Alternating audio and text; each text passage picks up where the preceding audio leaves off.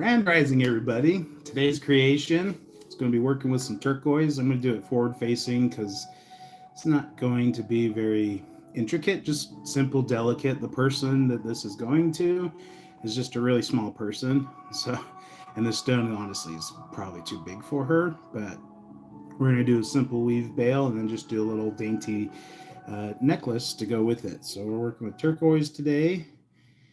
And yeah, being Easter, in my opinion, the new year. um, this, I think this is going to be a really cool gift. I think because turquoise, in my opinion, it becomes more significant as an heirloom, and when you inherit them as when they're gifted to you, like it's a form of payment. And the Native Americans really do utilize that. It's like a wouldn't say a currency, but because of their spiritual divine connection to the turquoise and what it means to them. The blue turquoise to the Navajo see the turquoise as a remembrance or symbolic to the divine. And it's quite fascinating why they prize that. But it is such a spiritual stone. I mean, I really do like working with it. But with the blue, it does activate throat chakra, helps, and also your third eye, so you can have your connection to the divine. But it's going to be so amazing. I'm so happy. So it's going to be really simple. I'm going to be doing square wire today. Let's put my scrap here. Where is my 21 gauge square? There you are. I need this. Oh, jeez. This stuff.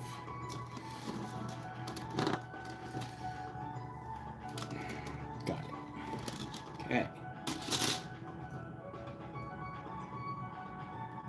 Oh, I see what's happening.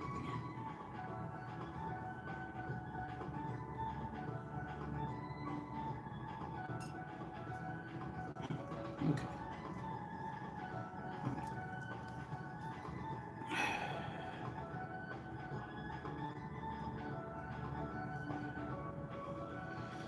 Yeah, I got tons of square wire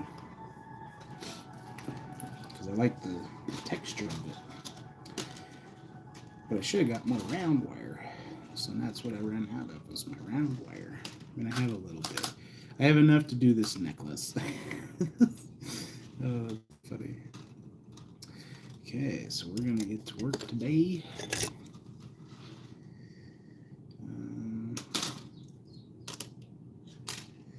We're going to do three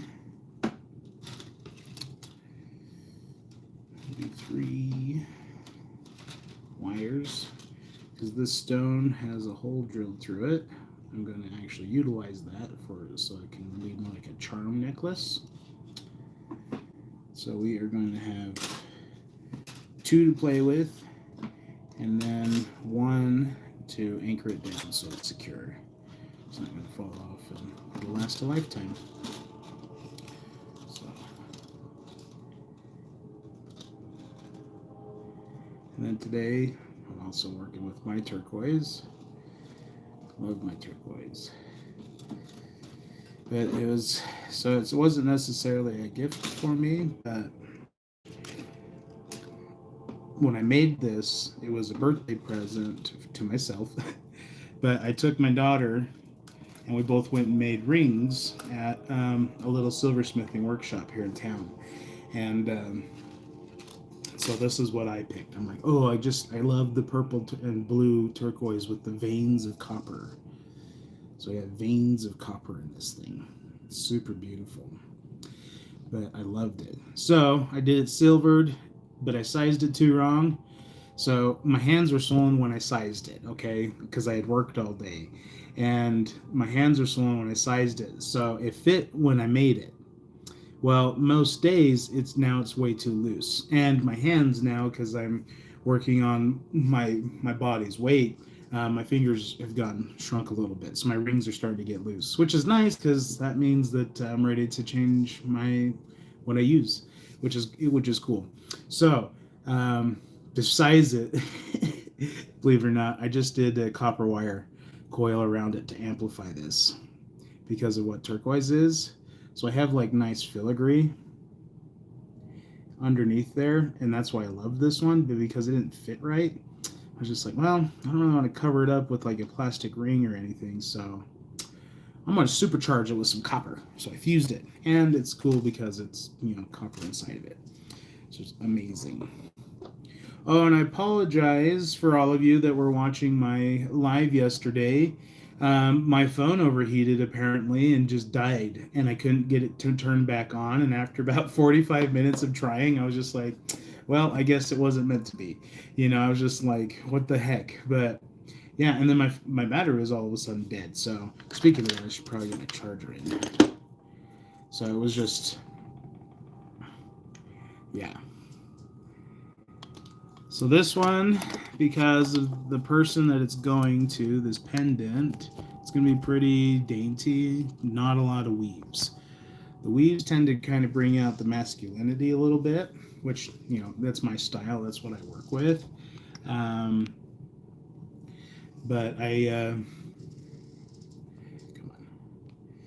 So we're going to do it a little differently. Just the type of person. She doesn't really wear jewelry. None of my family really wears jewelry, I'll be honest, except for my mom and me. But I've made stuff for them. Oh, my dad actually, yeah, I made my dad a copper bracelet. He wears that thing every day. So yeah, he's proud of it.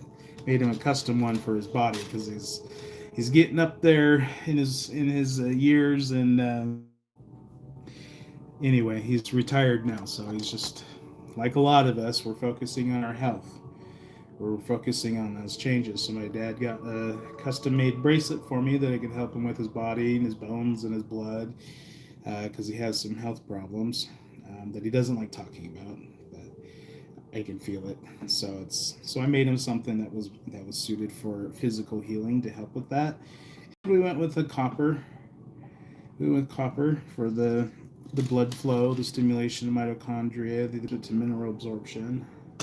So copper has a lot of great benefits for you, which is why you see a lot of elderly people with copper bracelets. It's because it does help with joint regeneration and help stimulate blood flow to those areas where they would have like arthritis. So it really does help with those things. Copper is quite fast, amazing. But come find out, we're supposed to be like getting 900 milligrams of copper daily. I was like, what? And then I'm looking at the foods and I'm like, well, that's why I'm not getting in my foods. One is because I don't like kale. Jeez, that's like your richest source. And spinach, I don't want to eat spinach every freaking meal just to get my copper. So it's like, okay. Because I like my food hot and I like my food cooked. I like it excited. I don't like eating cold stuff unless it's a sandwich. I love sandwiches.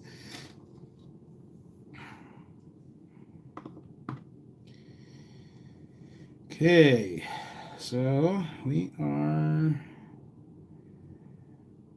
just gonna make a little bail. I need a tail to come off the end here so that I can have enough to do a little dangle charm. So I may have cut too much, but oh well. But, yeah, I probably don't need that much. Well, that's okay. We'll work with it. It's going to be awesome anyway. It's going to be flowy. But I'm going to have a little charm to hang underneath it for her. I went and picked up a whole bunch of charms, so I'm going to start doing more charm stuff. So that's what we're working with. I got a bunch of aquamarine I should have done last month, but wasn't guided to there, so it's just how it went. Need more charm necklaces.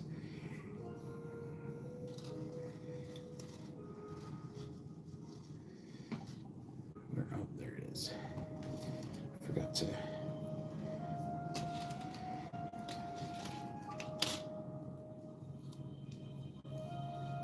Okay. Here we go. bend it up this time so I can find it.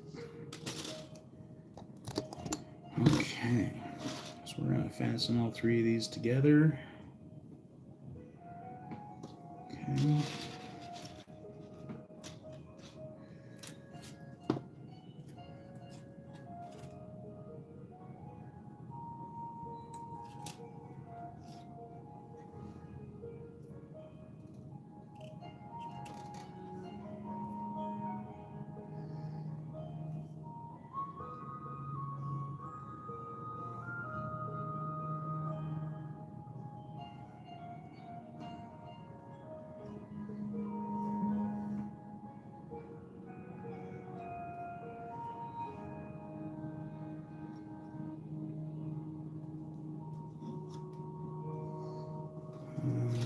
Where are we going? Over here. Okay.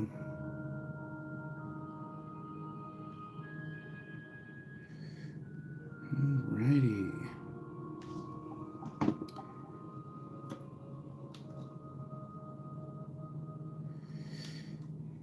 Oh, I need to get better about doing this in my intros.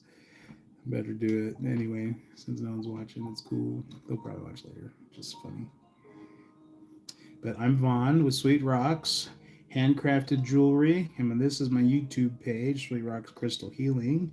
And this is where I blog, document, talk about, and share all of my experiences revolved around the world of crystals. And so as I go through, do my works daily, it's like pretty much eat, sleep, and breathe crystals is kind of how my world goes. And it's so fascinating and so wonderful. But so I do want to commentate on something though, just because I do get the occasional people that leave comments that are like, oh, you better be careful, like it's like, yeah, and I hear them, like that's what it is. It's like, yeah, I hear it, but there was a comment from somebody about, oh, the fallen are the one that taught us how to use jewelry and trinkets and stuff, and I'm like, yeah, they did. The Fallen have taught us how to do everything. I'm thinking, the Fallen taught us how to make vaccines. The Fallen taught us how to, do genetic modifications. Like the Fallen taught us how to make crazy technology like we're walking. Think about it. When there's a video out there and you can find it of a microscope zooming in on the structure of a microchip. And in comparison to the zoom, it shows where they're at on the microchip compared to a hair follicle. And when they keep zooming in more and more and more and more until they couldn't zoom in anymore, it just had more depth and more depth and more depth and more structure. Humans cannot create that. I'm sorry, that had to have that kind of precision from a human hand? No way. So it's like people argue, oh, it's tied to occult and witchcraft. And yes, they did do a fantastic job demonizing this kind of stuff. Natural healing, real healing, earth healing crystals. But I love crystals because, we use them in our technology. There's no denying that. I love when people have an opinion against the use of crystals. Sure, you might not believe what they can do, but that's fine. I'm not gonna judge it, but to make your comments that I'm doing occult things, it's like, no. The way that crystals work is based on intention. So yes, while the Fallen originally had taught people how to use crystals, and I don't think that they taught them how to use them in malicious ways. I think humans got greedy and wanted power and wanted more and more and more. Like too much was never enough. And I think that they chose using those crystals for bad things. But I think that was part of the human experience that did that. I think the Fallen originally were teaching us, educating us so that we could thrive. So, yeah, while the Fallen, they did messed up shit. I get it. But the true power, it really does lie within us. However, living in this Earth's existence is really hard. I'm telling you right now, it's really hard to live in this Earth's existence. So, yeah, we're going to look for things to help us along our way. Crystals are a tool that can help us along our way. Just like herbs, just like minerals, just like sunlight. Like, there's so many ways that will help us along our way. Sure, we can do it. But because this earth is so hard and heavy, it helps us learn and grow and eases the process of ascension and growth. That's why I do it. I love it. So, to the gentlemen that keep your eye on the Father, I do keep my eye on the Father. Jah, Rastafarian belief of God, the divine creator of all things. Yeah, the love, the light that comes from it, like, it's so beautiful. And I regularly communicate with my soul family, regularly communicate with my oversoul, and Jah, all of them, Gaia, all of them, because they all play their part in our existence on this earth.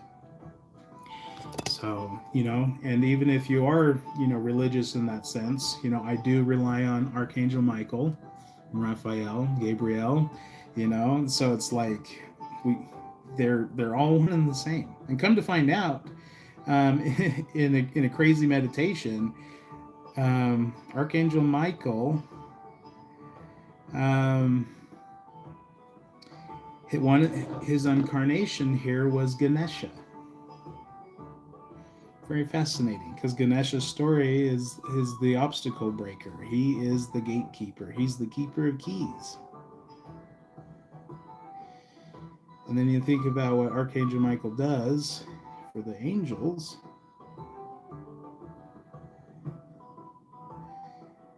It's parallel. So anyway, it's just funny how he tells stories. The Ganesha story could be a real deity, could be, a story, I don't know. But still, there's parallels. We believe what we want to believe. Okay. So, we've got the Baal. That's what we're working with here. Okay. And then stick it through my turquoise.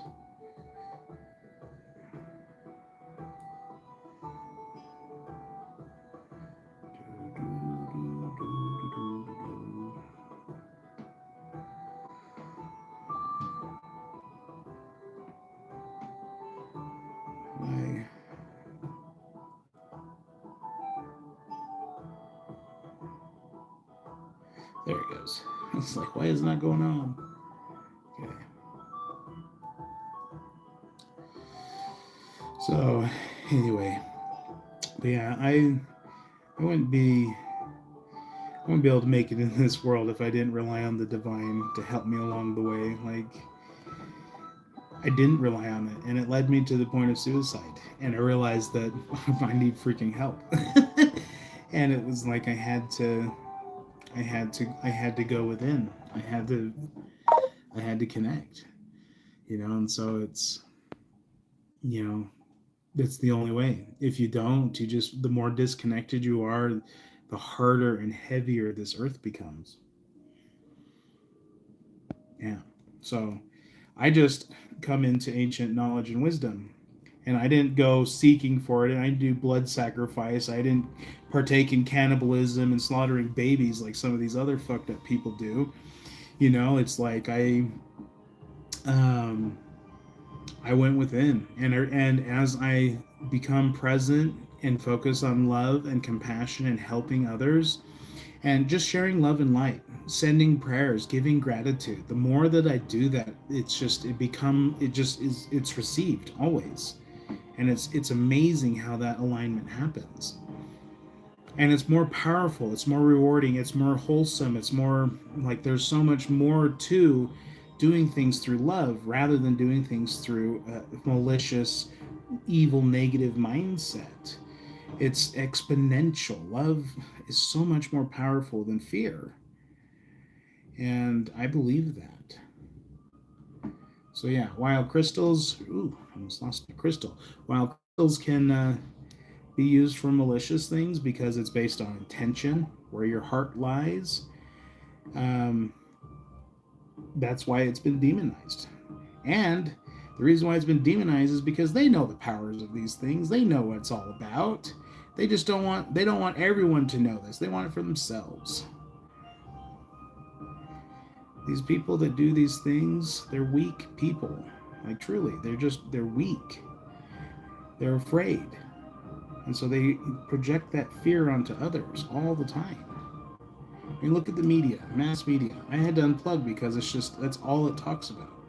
And it's parallel to what's happening in Alan Moore's works, V for Vendetta. If you haven't seen that movie, it's happening right now, literally. Remember the 5th of November, the gun treason, or the gunpowder treason and plot. It's happening, literally.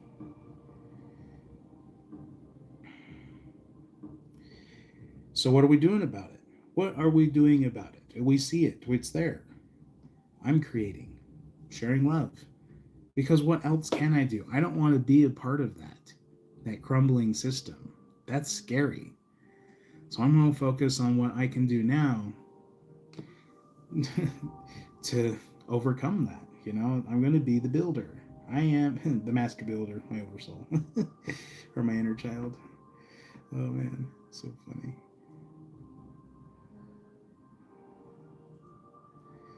Okay. So I got that there. Got it anchored here. Now I'm going to put a little swirl across this one. Okay.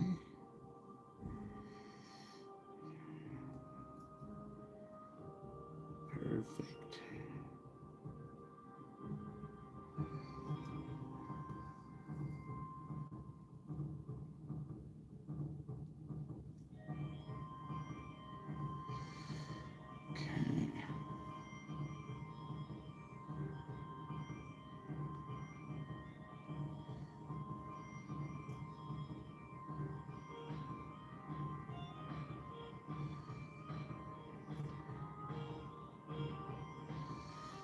Okay, so there's that, the little swirl attached. Then we're going to swing this one back up on the back side to kind of make it a little reversible, kind of make them symmetrical. So I'm going to bring this one back up here and around, bring it back up to the top. I'm going to add a swirl as well, just because it's feminine. This is going for a gal. Can't say who it is because if she watches my YouTube, I can't tell her, so she doesn't know she's getting it. But yeah, and that's all I'm going to say about that. But she is in my family. Oh, speaking of which, so in my description on this video, I was talking about how my family. I'm trying to figure out how to, because I don't have a lot of tail here. My family does Easter a little differently, so what we're doing this year is we drew names for Easter baskets, and we are instructed to put together an Easter basket of knickknacks and trinkets, like $30 value. Not a lot of stuff. But then the point of it is like we go and hide the basket somewhere. And my family gets so clever. Last year, my shit was in a freaking black garbage bag at the bottom of a freaking garbage can. Do you think I would look there for a basket? No. I mean, the irony of it all. It was hilarious. I was the only one that couldn't find mine. Because who would think to look in a trash can, right? Well, that's my family. That's what we do. We hide them in the strange. Oh man, my one brother last year, he had to crawl underneath my mom's modular home, like underneath the rafters to get his that was in the middle of the house. Oh my gosh, it was hilarious. He comes out as all dirty and covered in cobwebs. And then my brother was like, yeah, I crawled in there and did that. Imagine how it was for me. I was like, oh my gosh, this is my family. Memories, right? So we have fun with it. But that's about the extent of the celebration. Is again, it brings our family together, and that's what I prize, and that's what I value in the celebration holidays. But truly, I know the origin of them are all pagan, and I don't worship them at all. So because, well, I like looking at the divine of things, but because it brings family together, it makes good memories. That's what I'm a part of. Like Santa Claus and Christmas. Nope. I don't tell my little one that Santa Claus is real. We don't tell her that the Easter Bunny is real. We just say that that's the mascot for this time of year. because they do. They have a holiday like every month, I swear.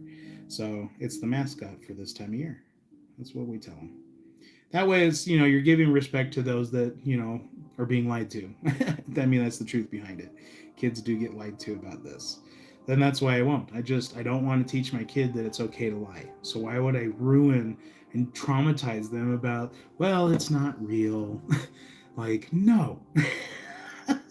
I was devastated when I realized that Santa Claus wasn't real. Ruined, it crumbled me. Like I was traumatized by that. No, I am breaking that chain. No, thank you. Breaking that contract.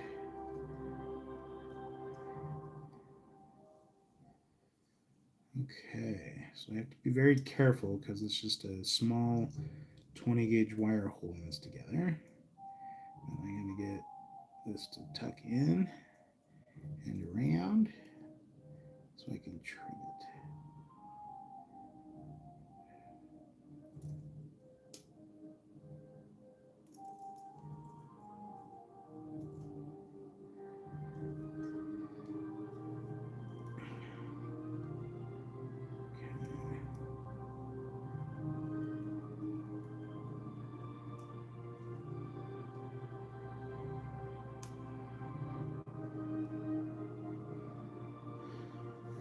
Perfect. Trim that little tail off so it's underneath that. Flipped around.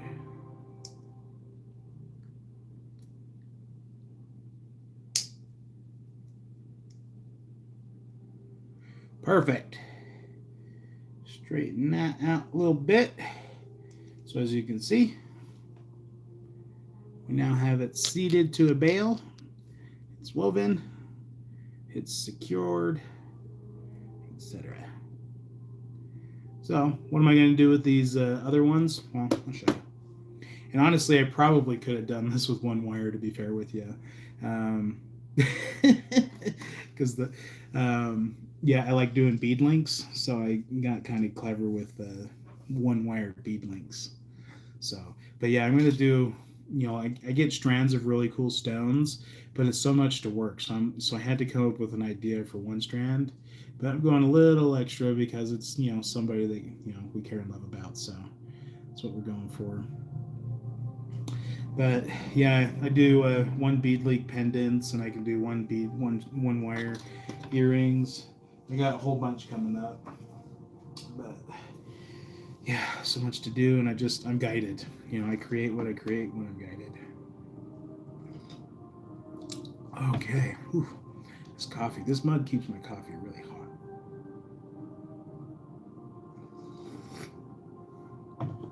Okay.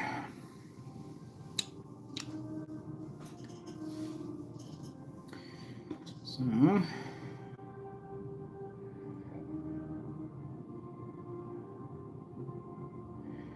there's that.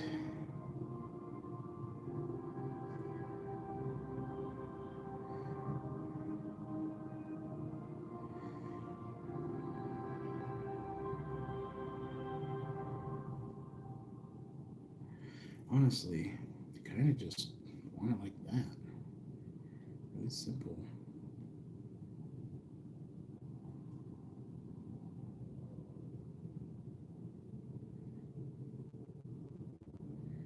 Okay.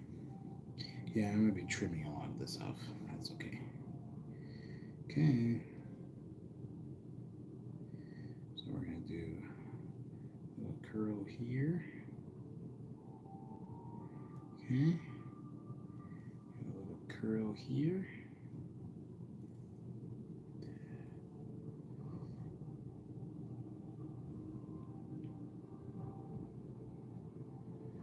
Okay. Like that. Do the same thing on this side. Curl here.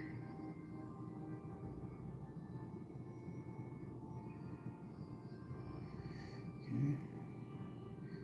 Little curl here.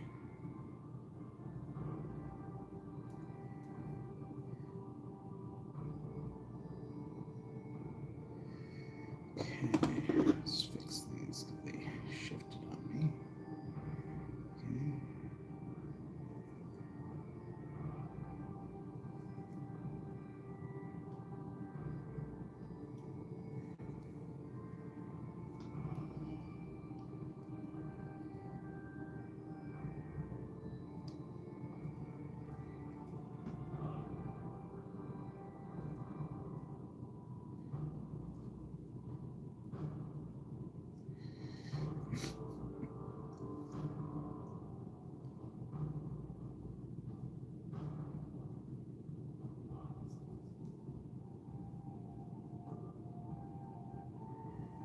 Okay. So, pinch those together, smash them.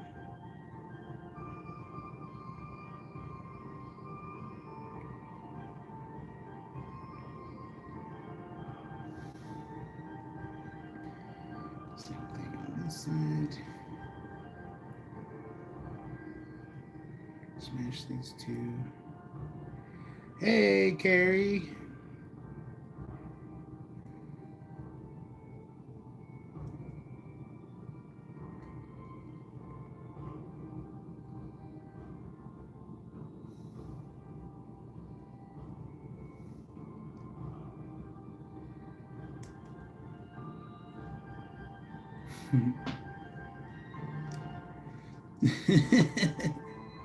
Yeah, Grand Rising. Glad you made it. I saw you sent me something on the messenger, but I had just tuned into this, so I haven't read it yet. But this is what I'm working with. This little dainty little turquoise bead for Easter. It's a little Easter gift. So that's what my family does is we draw names and it's all random and we're in charge of Downy woodpeckers that we're talking with. That's funny. But yeah, this is an Easter gift, just a little simple one. This is my contribution. Like I don't know what to do for gifts ever, so I just create and just make them. And so because this is what I do, um, I know that they'll support me in it. But it's the thought that counts. That's really what it is, whether they wear it or not. Like because my family's not big jewelry people, just my mom and I are. um, and my sisters do wear jewelry, but they wear such tiny little petite things that I just can't handle with my hands. At least with the wires in my hands. Sure, when I get to smithing, I can work little tiny things, no problem, because I know how to use tools. But yeah, so I create stuff for them. Yeah, exactly. And I'm gonna put together, some, because well, I can't give details, but put together some sweets and some snacks or whatever to kind of go with it. I'll wrap it up really nice, just a little contribution, so just because it's a gift, I can offer it at my cost, which my mom donated these turquoise, so really it's just my silver. So I'm just working with maybe, I don't know, a gram of silver, so I don't know, what's that, $10? $10 maybe. Yeah, so it's like I'll do it. But and I like gifting my jewelry, really. And like my brothers, they don't wear jewelry, but man, they use keychains. So it's like, I can give them keychains and stuff. So I make all sorts of things.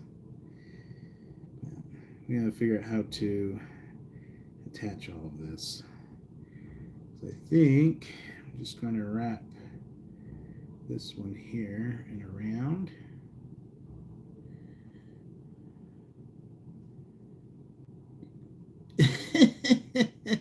Oh, that's hilarious. That's such a clever way for the adults. See, my family doesn't drink, so we don't do crazy stuff like that. I'm like the only one that like drinks, even if you want to call it that. But it's just like I like having a beer, just like they like having a soda. So it's like I don't drink a lot.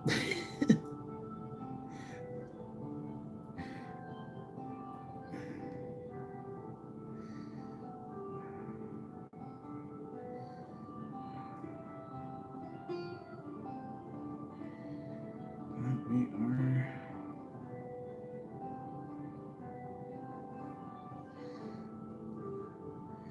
So I'm just making a little charm necklace or charm pendant. Um, because I bought all these little tiny charms. I have to map them and count them. Yeah, I do too. And actually, it was funny.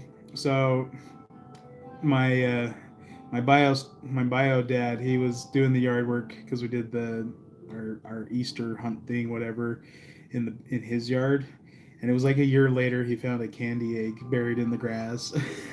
It's so funny. Luckily, it wasn't like a hard boiled egg because man, that would have been bad. That year we did good. All of our hard boiled eggs were accounted for. But let me tell you, I've definitely have whacked a hard boiled egg in the summertime, with the weed whacker. That's been there since Easter. Oh, so bad.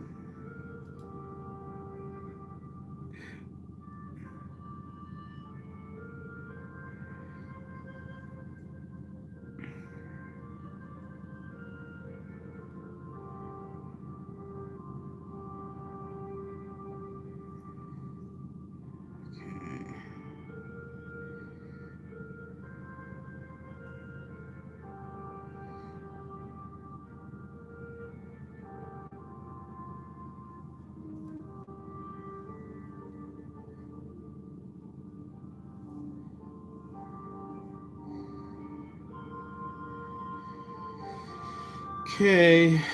Well, it's gonna go like that.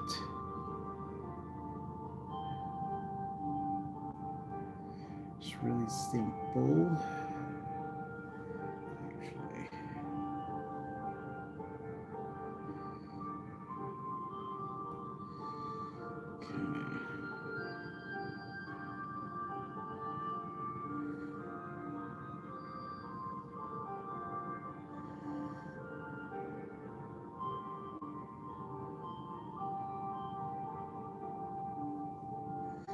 Okay.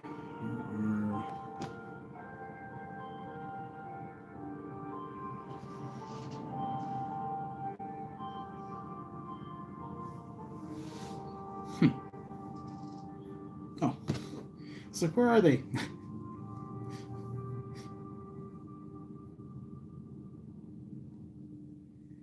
Okay.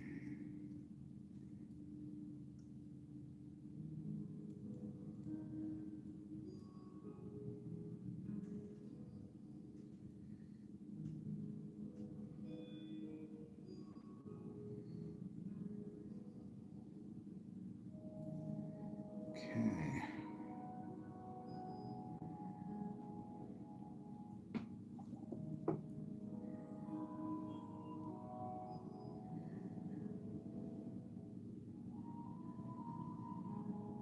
Yeah, I don't. Okay.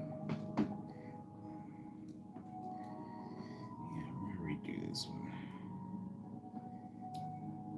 because it needs to go under this one. There we go. That fits so much better. Okay.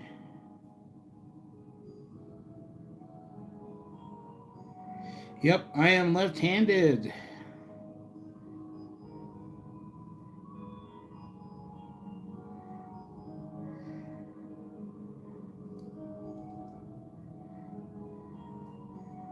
So that's why I create so much. We work that side of our brain a lot.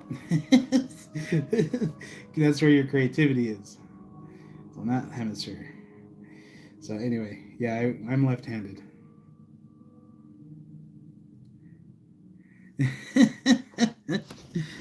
I didn't realize that I do that.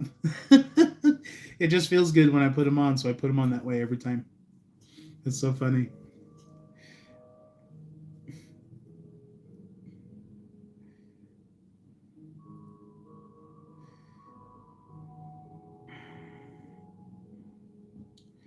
All right, so I think we're just gonna tie it down like that. Just keep it real simple. We're going to snip those off and crimp them down, and then I'm going to put a loop on this end so that I can have a dangle charm.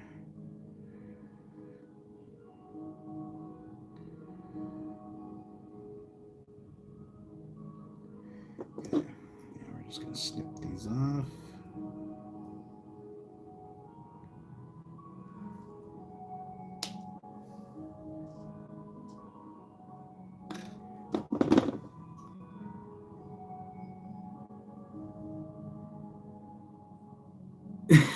Why can't I open the clasp? Yeah. Okay, so the trick is I just put the little hook thing in my fingernail, and then I put the little eyelet here, and I just squeeze with my fingernails. That's all I do to hold it, and then it locks it so I can get it behind my head or clasp it here or whatever. But I pinch the hook and the eyelet with my fingernails. That's how I hold them open. Let me, here, I'll show you.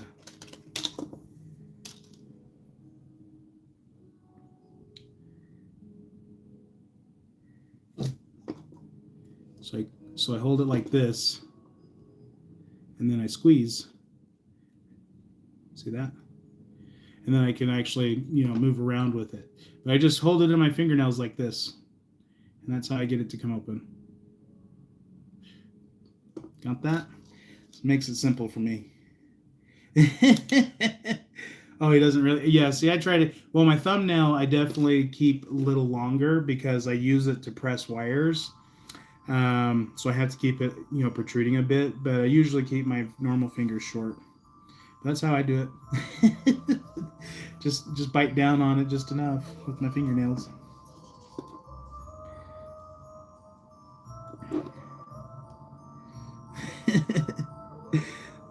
My hands could do wondrous things, I tell you what.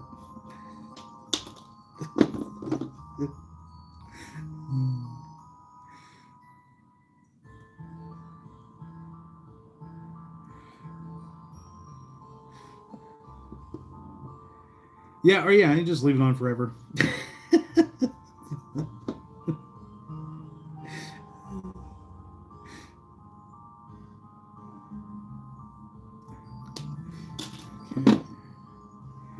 Alrighty.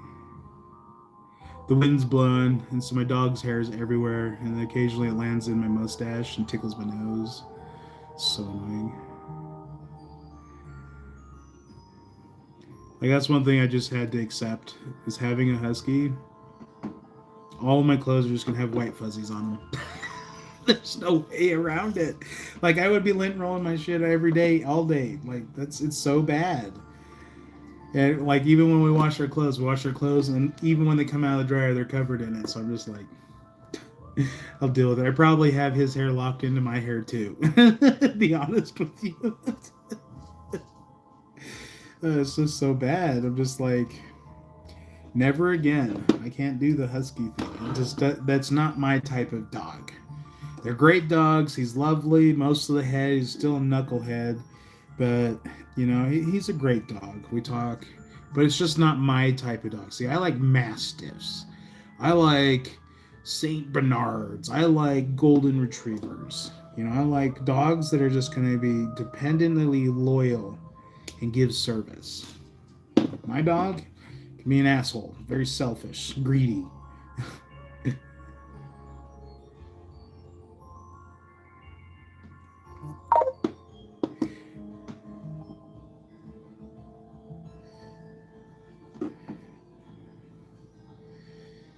Yeah, I've just never owned a husky before. It really wasn't my idea when we got him, but that's what we got, so I have to have him now. But yeah, we butt heads so much, and a lot of it's just the defiance. Like, I've trained lots of dogs. I've worked with lots of dogs, and I'm pretty good at working with animals in general. But just the mindset of a husky is that they want to be free. They want to be out running. They want to be working. They want to be all these things, and I can't provide that. And unfortunately, because like he was bonded to me, I couldn't adopt him out. Because there's, like, in Utah, there's this refuge for abandoned huskies where they'll pick them up and they do wintertime sled runs for people. So they spend all summer long training the dogs to pull sleds, and they even do, I think, summer runs where they have, there's a wagon with wheels or whatever the dogs pull. But it's just this refuge in Utah that will rescue huskies and put them to work. And so I wanted to put him into there because I'm like, that's what he needs. But I realized that because they're so emotional, and such an emotional animal, it would probably kill him if I never came back.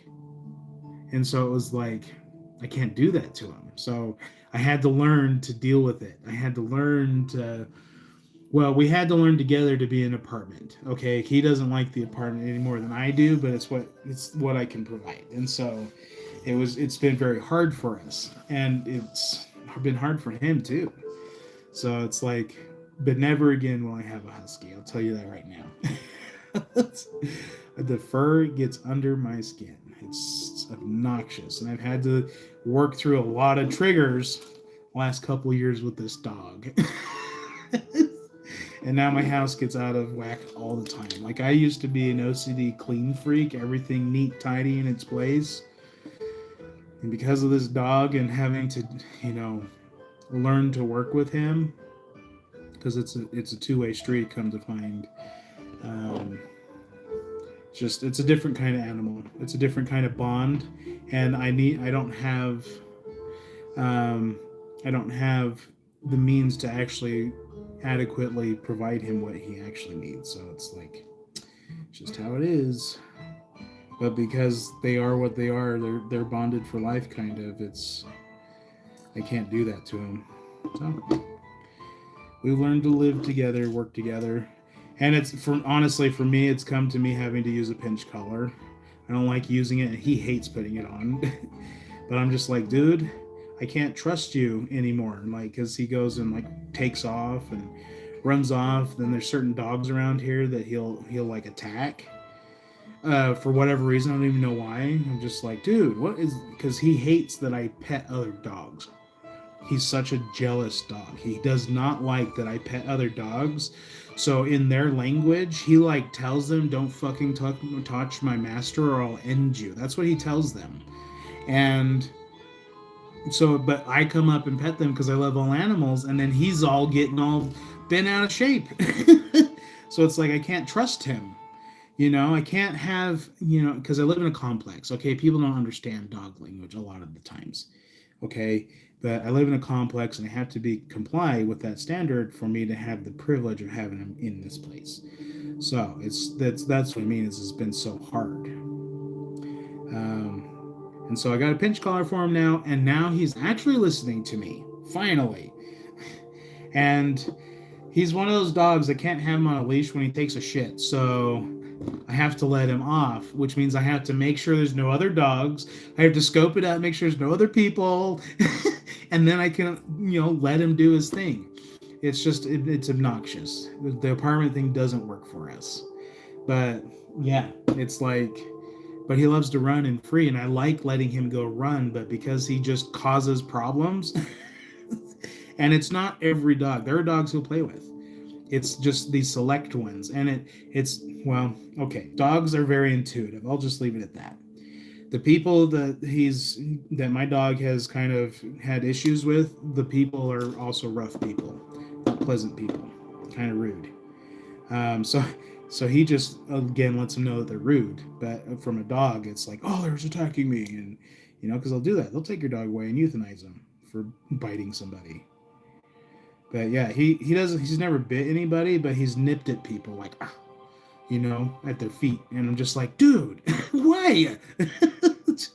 Like, I'll be talking to him, and he'll come up and he'll nip at their feet, and I'm just like a chihuahua, I'm just like, what the heck? Yeah, so none of my dogs have ever done that with my training, and he's just come to find he's very jealous dog. But it makes sense because when I look at him being the runt of the pack, and he was all white. All of the other huskies had color. They ostracized him for being white, so they outcast him. They went to their corner and they kicked him out into his own corner. So he had abandonment issues. which my ex is the one that picked out the animal, so it makes sense now why she chose that one, because she identified with what he was experiencing. But now I got to deal with that kind of mentality. And it's been very fun learning how to overcome that abandonment. Like, he won't ever get over it. Like, if I have to go outside to just, take the trash out and come back, it's like 2 minutes is all it takes. He was panicking. Oh, I didn't think you were ever going to come back. Oh my gosh. And he's just like, and he just, he's such an anxious dog. It's crazy. So so I I was looking at a house and the guy was like, "Hey, if you get your animal registered as an emotional support animal, then you don't need to pay the pet fees." And I was just like, "Emotional support animal for who? I'm his emotional support animal. It's not. I'm not. He's not my emotional." And then I was like, "Oh, I get it." So it's like, yeah, he is my emotional support animal, but I am his emotional support human. Okay, I gotta read your comments here because I was telling my story. Yeah, my phone it just like overheated, shut off. It didn't give me like an error code or anything. It just turned off, and I tried unplugging my phone and plugging it back in, and that wasn't the case. So by the time it actually turned back on, it was like 45 minutes later, an hour later, and I had a dead battery. So I'm just like, what? This is so weird. And then Tina, she was telling me how she had a hot flash right when my phone glitched out, where she was at. She was doing something with her hands and channeling, and she just overcame with warmth and just got like this heat flash. And then my phone also dies. It was really strange. So it's kind of interesting how it happened. Oh, I don't mind the slobber. See, I can deal with the slobber. That's hilarious. It's the hair because it gets in my beard, it gets in my nose, it gets all over everything. But I can deal with the slobber. I don't care. My pants get dirty all the time. I don't care about that.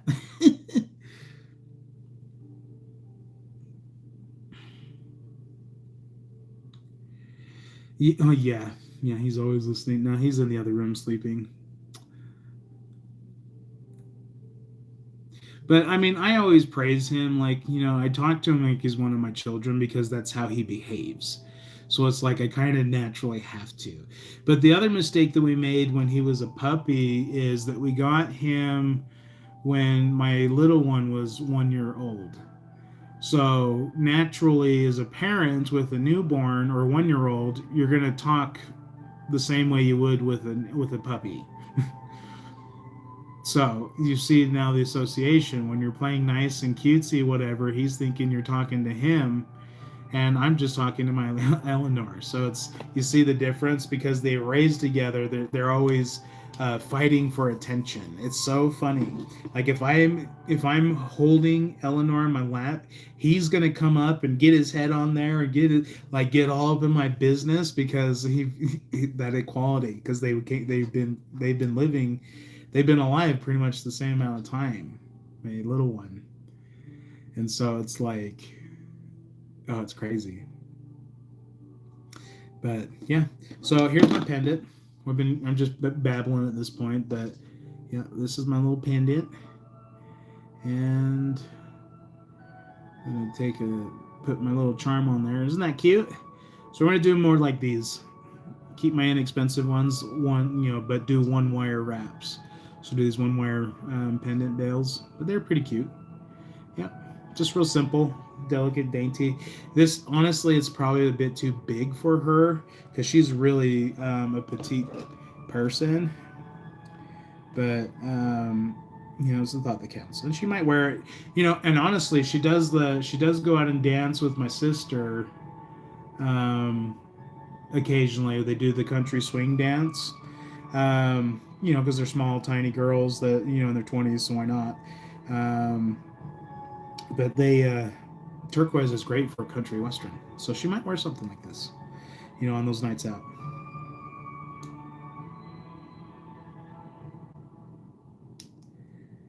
Yeah. Okay. Yeah, I probably could ask Amelia for that, but I'm pretty into. I'm really intuitive with him now. Since we've been learning and growing and bonding together, I'm pretty intuitive with what he's saying. He'll actually speak to me, like he talks to me, and he'll argue with me. God, he's got the biggest attitude. It's so funny.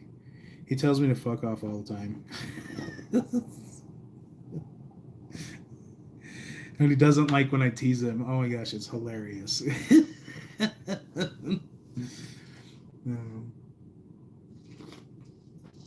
So what I learned is that I had to shift my life to account for my family's needs. Fox needs to have somebody there with him, but because he's such a jealous dog, I can't have another dog because it'll be a problem for him. He won't get over it.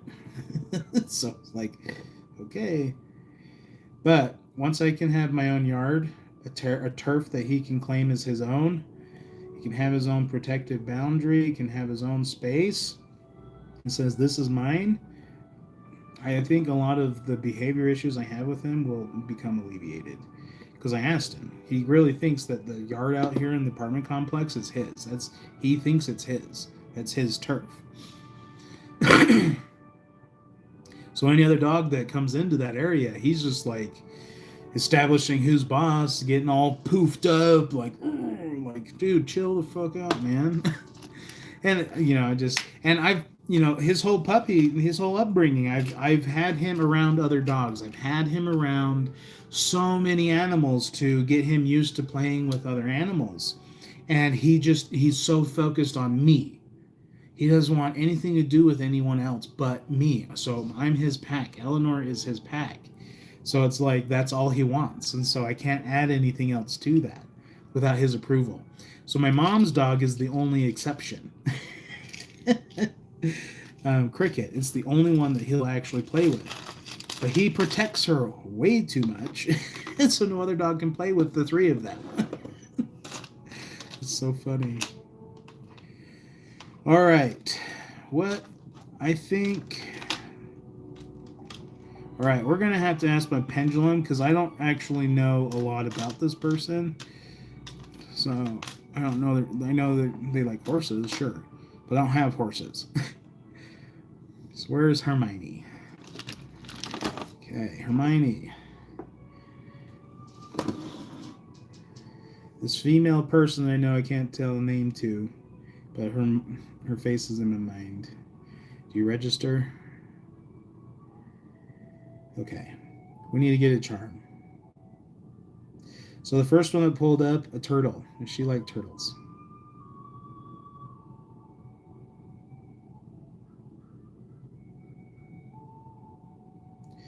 Oh, we're changing gears.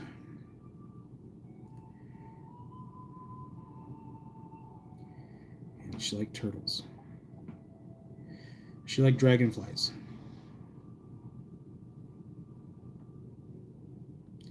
Does she like hummingbirds? Does she like hummingbirds? Oh, we're changing gears here. Hummingbirds.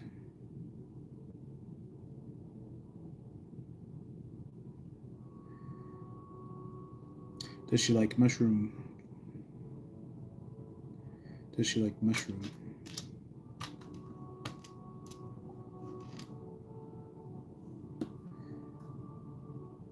Does she like mushroom? Changing gears. Okay. Does she like bees? Nope, she does not like bees. Okay, so hummingbird it is. That's what we're doing.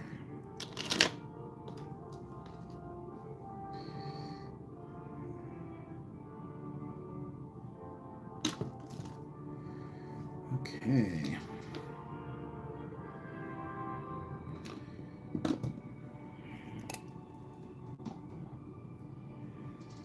Okay.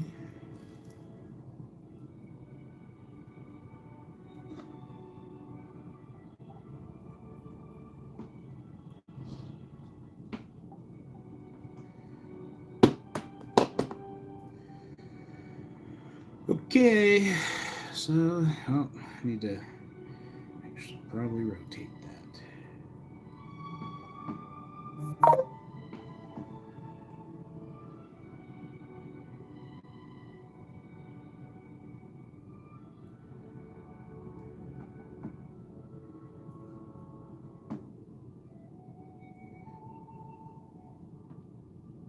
There we go. Okay. So.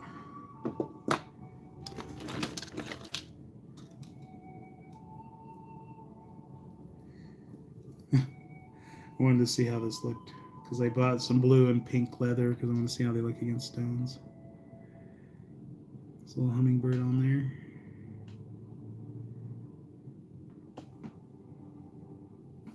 Yeah, that's their little charm.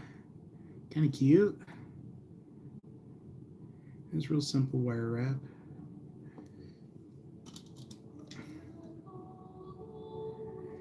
I am feeling that I need to bind these middle ones together. Okay. Anyway.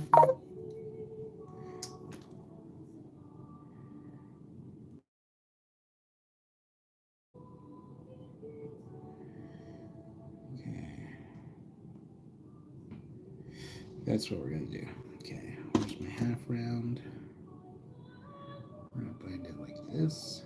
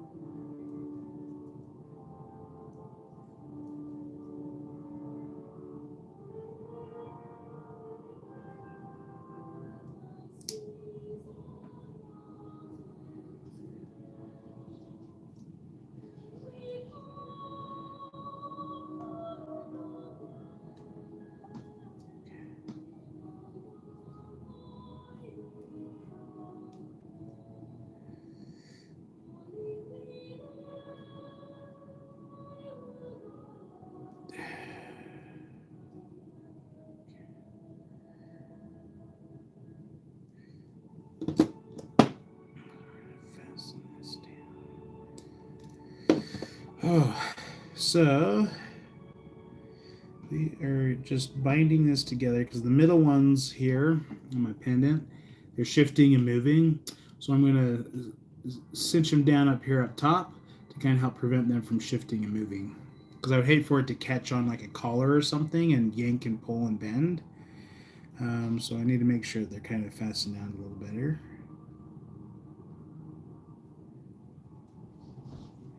And yes, I do think about these things when I'm crafting. Oh, speaking of carrying, so yeah, this is what I've been creating on my live stream that I had started, but this is kind of where I got to with that piece that I was making out there. This is where I'm at. My my flux capacitor, as you can see, my flux capacitor anchor that's going on here. So because of what's going on this backside, I'm going to be putting some gems on the backside that'll shine through up front here. Super cool. But this is my next signature towel I've been working with. Got Moldavite, got Boulder Opal, and they got Herkimer diamonds going in. We're going to put a lapis lazuli here. We've got labradorite going in those two holes there. And I've got some quartz crystals. Where are they? Right here. I got some quartz crystals that are going to go inside of that as well on the back side. So they're going to kind of set in right there behind. And then I've got my labradorite that's going to go some orbs for the energy flow, but we're going to put labradorite seated right here on the back side so it can press against the chest. And then you're going to seat my little lapis lazuli. I'll probably do a live this evening to seat the rest of these gems. But the idea, if I can get it, stay put. The idea is that the gem will be seated right here. See that there? So you'll have the lapis lazuli here.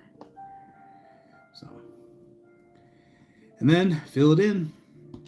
It's going to be completely solid, so not a lot of like open holes like this because of the size.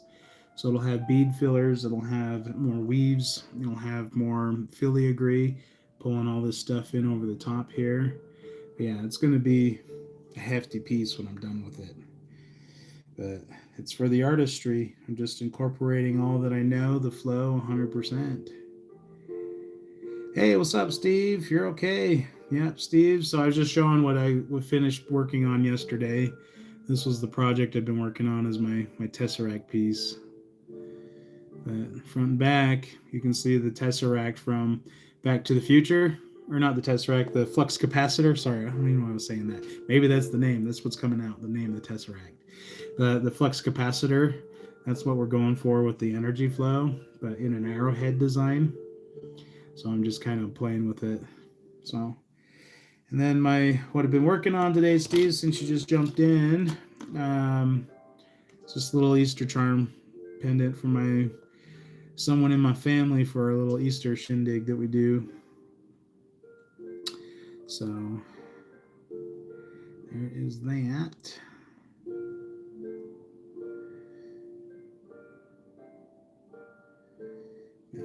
I gotta pull this one out here. Yeah, I didn't realize that our Easter get together was this Sunday, and I'm like, oh shoot, I haven't even done anything for it. I procrastinate stuff all the time because I really just trying to get this business going so much, but I can't force it either. So I just got to make sure I allocate lots of time. Okay, come on, come on.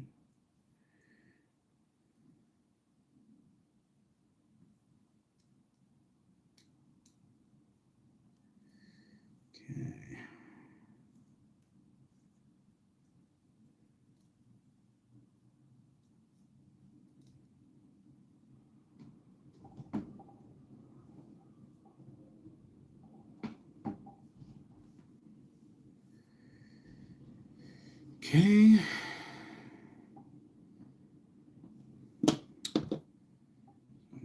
Okay.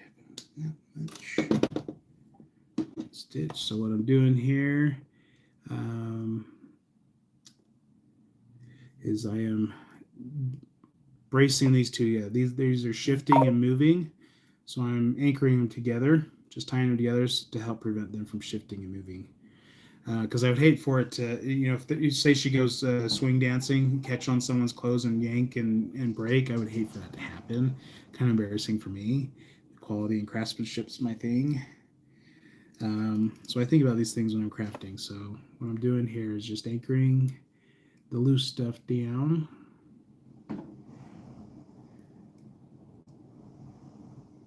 So windy today. It was like last week was so beautiful. Went camping, enjoyed myself, super warm out, got sunburned even. And now we're getting winter weather again. I'm just like, the heck? Quit playing with the weather. It's like just let us have something. Something that, just like let us have our normal natural weather. Let us have the sun. Seriously. I don't want us to have nothing. Oh man, so this is wild. So last year, I got really into conspiracy stuff and deep diving things and whatever. So I came across some crazy stuff, right? Well, last year I came across this very interesting story. But in California, and this is in lieu with the sun simulator, okay? Oh, hey, Paula, welcome. Yeah.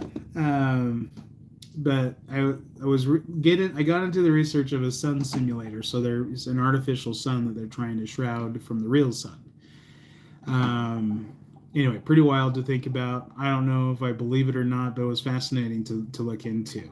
But what was interesting in the research is I found that there was a company in California proposing this idea of selling sunlight, meaning you could have sunlight at any time of the day and you can pay for it. and he was looking for like $10 million investors to invest into these satellites that he was going, well, I call them satelloons, but into the sky that would mirror sunlight from wherever and direct it onto an area. And I was just like, what? And so, yeah, there was this idea coming out that they are trying to sell sunlight. And I'm like, why? Anything to make a buck. I swear. It's like, what else can I come up with next? Billy Mays here. But yeah.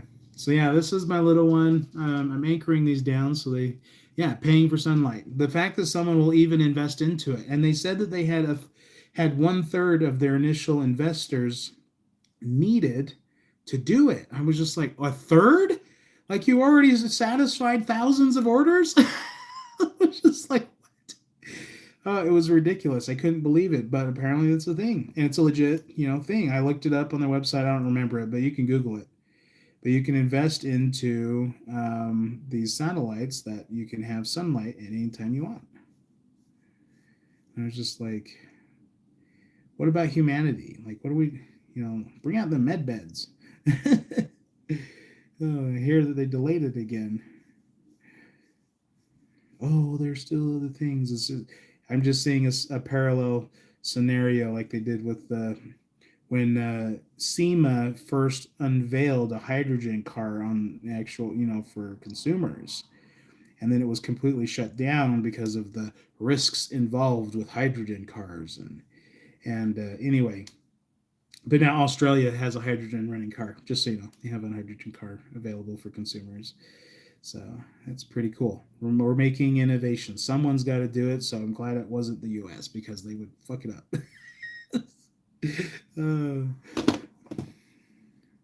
That system's got to collapse.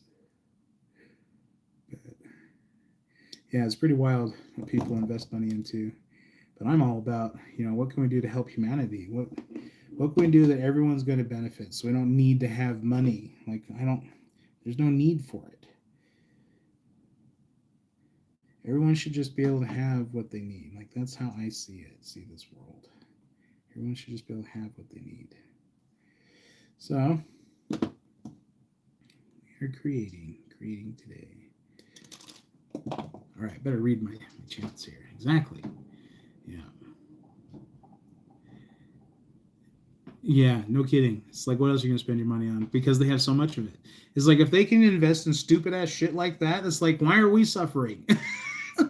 Why are we struggling? Why are you paying $200 for your Medicaid? Like, what the fuck? It's just like, I remember Paula and you were talking about that. And even Tina made a comment about that. And I was just like, what? It's like, that was supposed to be like help humanity service and you're paying for it? Like, that is some bullshit. It's like, but you have investors buying sunlight. It's just some of the things, and people are okay with it. That's what's so appalling, is that people are just we're going to go about and do our things. Like, truly, once people wake up, the masses wake up, they're not going to settle for it. Like, when they realized and accept that, oh, yeah, we have been lied to. Yeah, we don't want anything to do with that. Yeah, let's get these pedophiles out of the way. It's just, it's kind of how I see it. More and more people do it, and a lot of people are just fearful. They don't want to be singled out for seeing differently. Like, they're afraid of being unique, their unique self, because of, well, everything has done a great job at deceiving us. So people are just afraid of being their real, true, authentic self.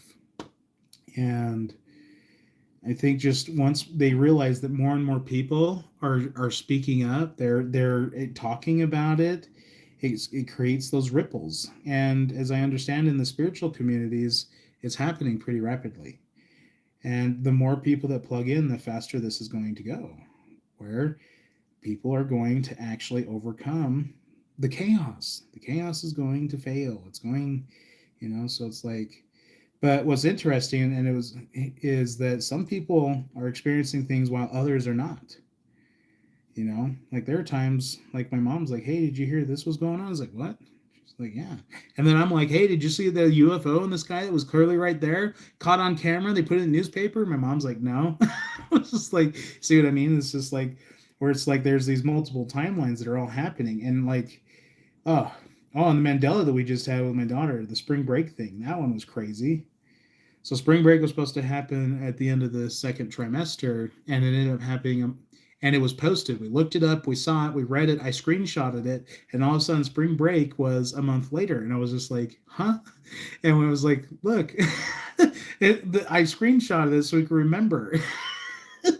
Yeah, that's what I mean. It's actually that the kind of shit's happening. I'm just like, okay, that was weird. So apparently, spring break is this day. So I guess we jump timelines, whatever, but alternate realities are actually happening. And more people are starting to see this.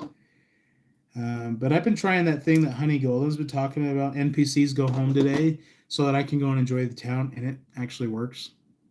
I get around town with ease now when I say NPCs go home before I get in my car. Oh, it's crazy. Okay, so I've got this all attached now. It's all secured. These are not going to move. These aren't going to slide and move on me, but I am going to adjust it. Shift them over. So yeah, those are pretty anchored down, pretty anchored down. So there we go. Little Easter charm necklace. That's what we got here today. And I used a pendulum to decide on the charm, Hermione. So we're going with a hummingbird for her.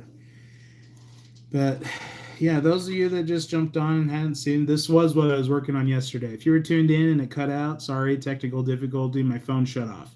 It overheated and like killed my battery. So here we are. Now, this is what I've been working on all day yesterday. Spent a great deal of time weaving and forming this. But I'm getting ready to make this one pretty heavy. But I keep calling it Tesseract, so I think that's what the name's going to be when I finish it. But the idea was the flux capacitor. So on Back to the Future, the device with the flux capacitor that helps them jump through times, that's what's coming out in this. And that was the design that I decided I wanted to go with. An arrowhead shape with this boulder opal, but I designed it like that flux capacitor. So we're going to see what happens when I'm all done with it. But I got a few more gems. I got lapis lazuli and labradorite to attach to it.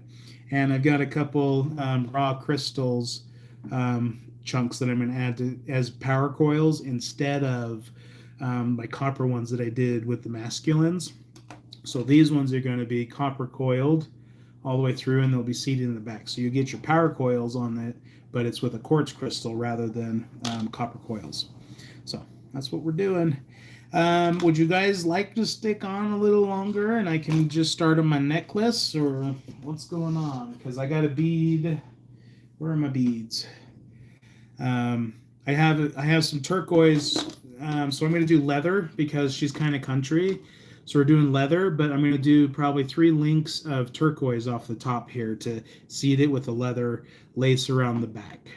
And she's pretty small, so I'm probably going to end up doing probably a 16-inch necklace. She's got a small neck, so that'll probably work for her. But I got to make some links. So yeah, it's just going to be like 6 links. Let me grab my beads real quick, and I'll get things going.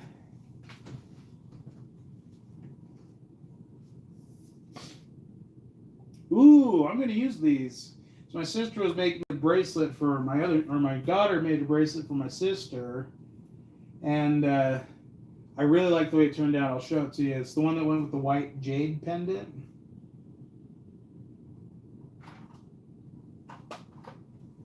Ooh, there we go. Yeah, so we got a little bit of coffee brown there. And where's my turquoise? So she had made a bracelet. So do you remember the white jade one that I did? This little one? I kind of got sidetracked. Forgot that I needed to mail it off, but I told her I was going to have a bracelet made. But she donated a bunch of beads.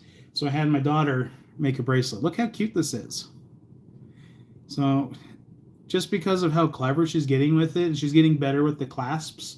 Okay, the clasps are where she struggled because she'll pinch the cable.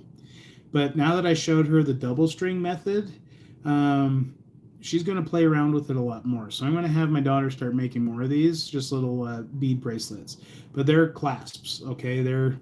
You can break them, so you got to be gentle with these. But they are super cute. They're not stretchy.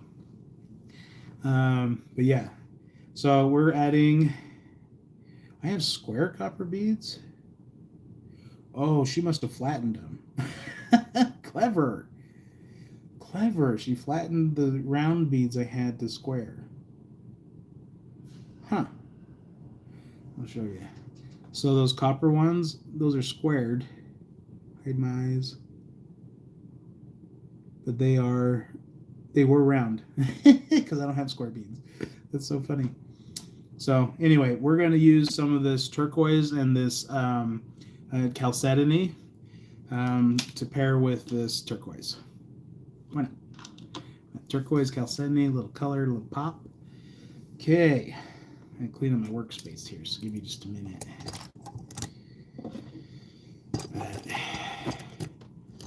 Yeah, and a lot of people are getting into learning the natural way of things, and I love that. I love seeing people learning more and more about natural holistic healing, which they're labeling it as alternative healing, which it was really the original healing. It's not alternative, but but there's that.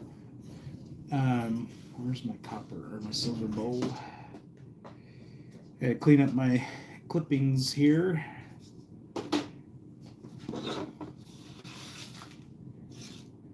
So I can get my tray to sit down. Okay, silver clippings and my charms. Where did that bowl go? Where did I just set it? I'm dumb. Oh, over here. Just like that.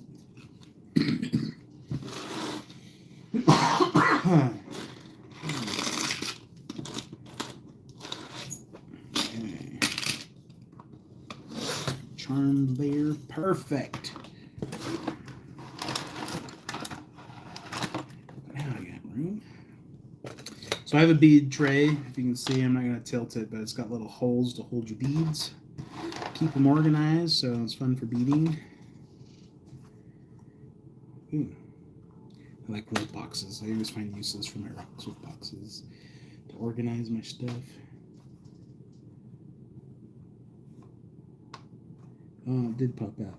Cool. Yeah, more silver added to the scrap bin. Melt that ring down. Okay. My last little bit where I'll make it work. My 20 gauge round, getting to the end of it. I need to get more silver, but my oversoul keeps telling me not right now. I have a feeling the price is going to drop to a budget that I can get more for my money. So it keeps telling me not now, not this week, not this week, not this week. Okay. All right, so I need these guys and these guys. Okay, so I am working with 20 gauge round for my chain links. And so I'm going to straighten all this wire out. The other thing I do is, because I don't keep these covered in plastic, they get a little oxidized, so I rub that oxidation off. It's good for, to be honest with you, it's good for the skin. We have the silver element in our blood, believe it or not. So it's good to have it. Okay, and I need my roly curlies. And we're going to start making our chain links here. Ooh, before I get started, I'm going to make sure that these are going to work. Oh, perfect. They're going to fit. So finding some of these bead holes are too small for my 20 gauge. Like with yours, Carrie, your rainbow moonstone. Okay, so I go about 1.5 inches and roll it around. Then I'll notch it. And then I grab my angle one so I can get a good bite on the eyelet, like so. So I'll show you, I just bite down here. And then we're going to take this tail and we wrap it around. Okay. I'm going to do 3 wraps. Pitch it down, trim it off.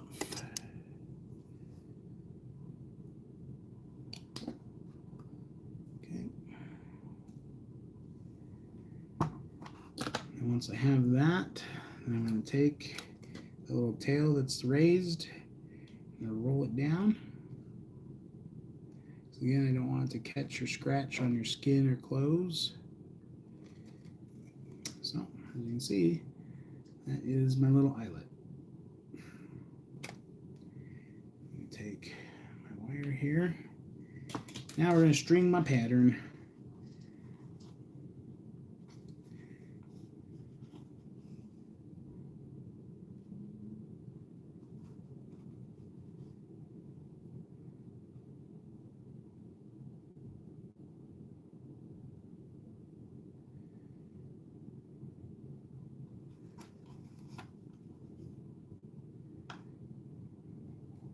I like that pattern.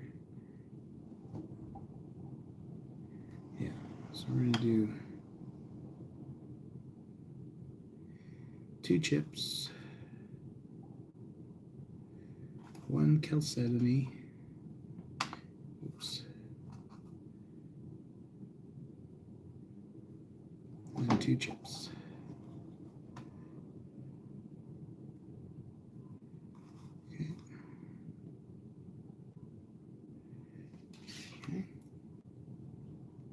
So as you can see, that is the pattern. Let's make a few of those bead links. Okay, straighten this out.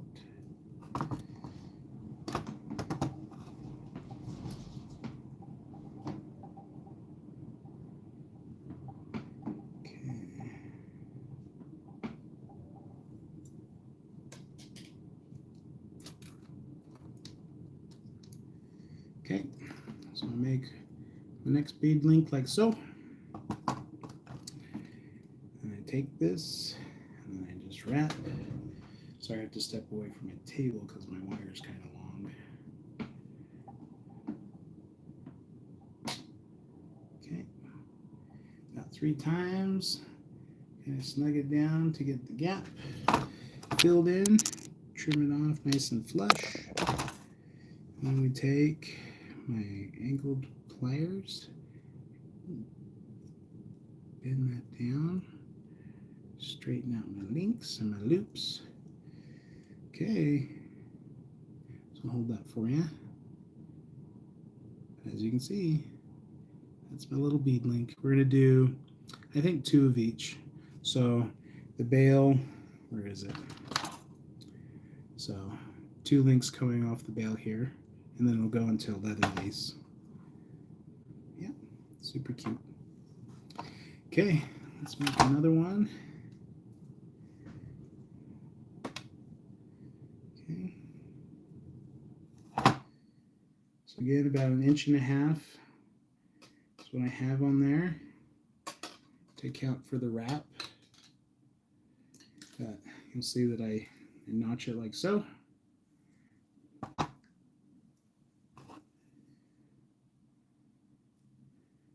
Take it.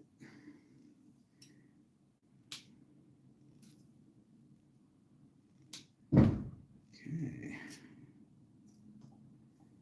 Perfect. Trim that one off there. Okay. Better read my comments. Got some comments there.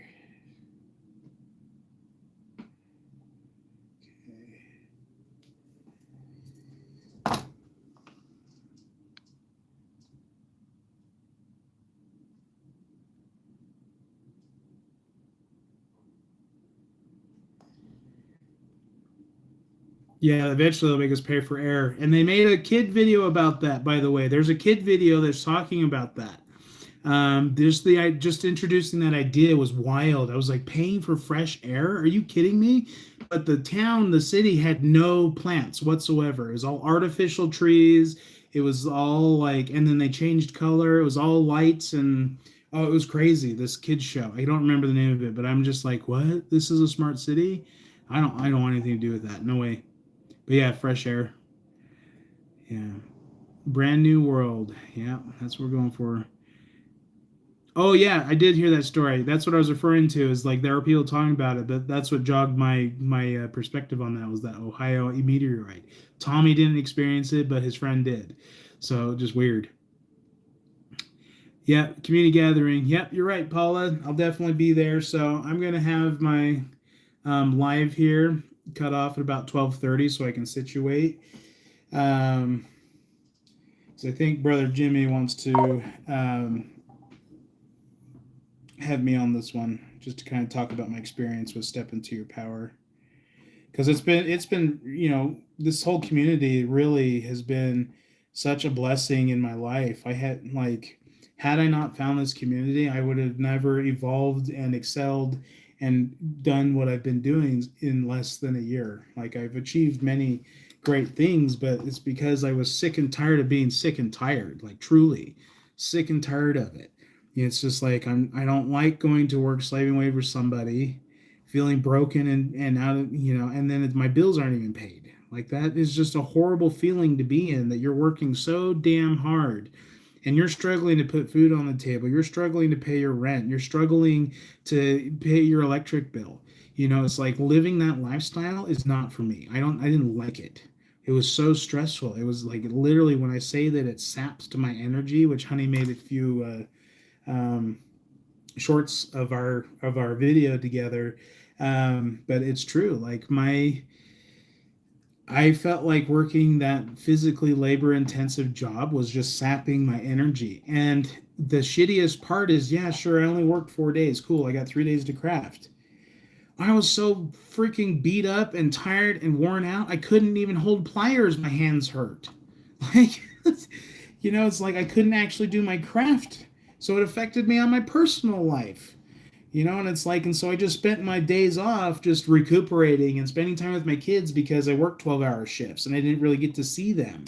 And so it's like, because I'm gone way before they get up and I'm home like way after at 7 o'clock or later sometimes. And then we're going to bed in a few hours. So it's like the whole matrix system is fucked. I'm just telling you that right now. I hated it. And I'm using my harsh words because it really is. It expresses exactly the anxiety and stress that it was causing me in my life. And I just came because of that community, the Step Into Your Power community. I realized that I have the power. I have the ability. I can do what I desire. Like all of everything in that alignment of the spiritual divine, all of that awareness came to me once I plugged into it. It's been so helpful in everything, and the community, the friends I've made, the connections I've had, the business I've been able to do, like all of it stemmed from me just jumping on board and saying, you know what, I'm ready to change my freaking life. I'm tired of feeling this way. And the problem is that I got to the point where with this job I was working the exact same way I was as a chef, and it just didn't work for me. I was like, how did this happen? I'm not working in a stressful kitchen environment, and yet here I'm feeling this stress again.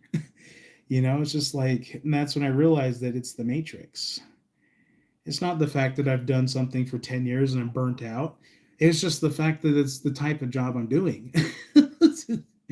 you know just So I took liberty and took charge of and ownership of me and what I desire, and I went after it. I made it happen, and I used these amazingly beautiful guides and teachers to help me along the way. Just that simple belief of I can do it is evolutionary. I can do it. I am possible. I'm not impossible. I am possible. I can do it. And so that whole community helped me reshape how I perceived everything. helped me reshape and perceive who I am. You know, it helped me grow to become an even better father for my children. As we were talking earlier in the show, I was talking about my struggles with my dog. The Step Into Your Power community helped me build my relationship with my dog, where I can now communicate with him. The blessings have become enumerated with my alignment. And it started because of this community that was created. And I've met so many beautiful souls. And honestly, my YouTube right now, you tuning in, I never in my life would I have been doing this. But it took that little inspiration from Tommy Truth to say, dude, you ought to start doing content creating. You're great at it. You're natural. And here I am doing it. But it just took that, you got this, bro. You know, it's like, yeah, you're right. I can do this. You know, I just love it. Oh, and Paula, this is not Labradorite, my ring. This is blue tiger's eye. Let me hide my eyes here.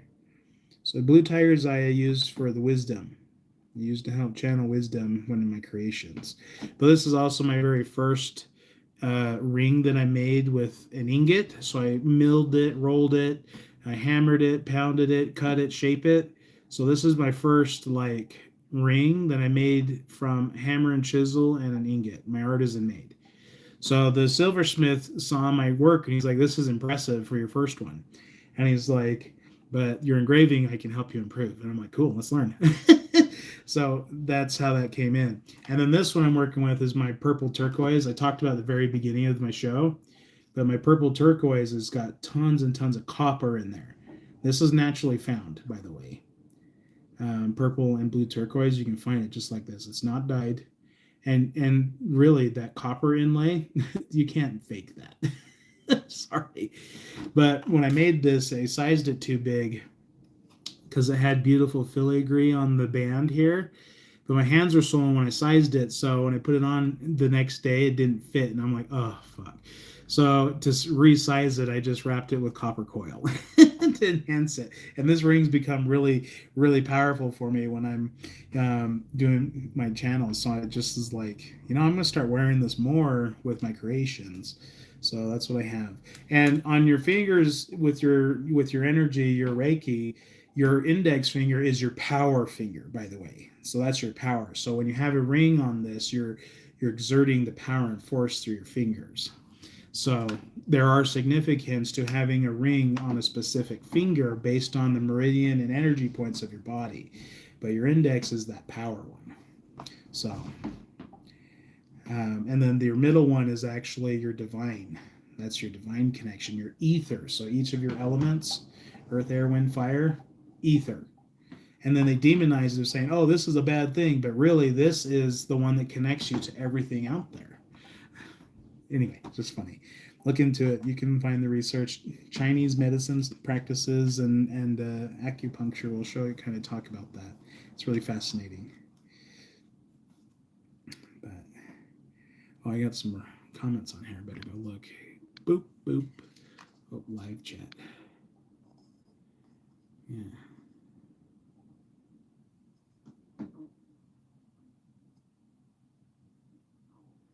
Yeah, aren't they really pretty, Paula? Yeah. So this is chrysoprase, or chalcedony, which is a type of agate. So what I'm using when I'm using a rubbing compound, and this was recommended to me by a jeweler, when I was looking into it, it does not harm. It's not a harsh chemical. It's like a wax. It's like a paste, a resin that you use to polish. So it doesn't have like harsh chemicals that would damage, taint, or ruin your metals. Because like your jewelers, when they're making high shine, fine silver, like with opals, they understand that a simple rubbing compound can ruin an opal, especially with its clarity and its vibrancy and color. So this red one is made for very precious stones so that it doesn't damage them. And that works for all of them. But I do cleanse and purify them.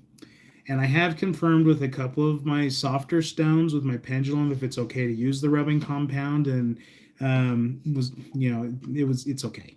So, but yeah, you don't want to use harsh chemicals on them for the metaphysical. But with your softer stones, you really do got to be careful with it. But I try to use, and I found also, I'm going to have to revise my cleaning video of sterling silver. But do not scrub your sterling silver with anything abrasive like baking soda, because it'll leave micro abrasions and it will dull the shine on your silver. And then you'll have to polish it with a compound, just so you know. So I got to revise that. I'm learning. But yeah, because someone had mentioned, hey, I'm trying your technique because I had copper and silver, but they said my silver is just not shining enough.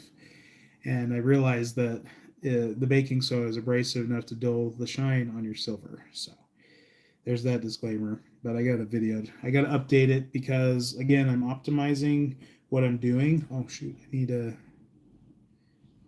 Okay, we'll just do it this way. We'll just do it this way. But I'm optimizing care cards like, how to care for your jewelry, how to clean your jewelry, how to polish your jewelry.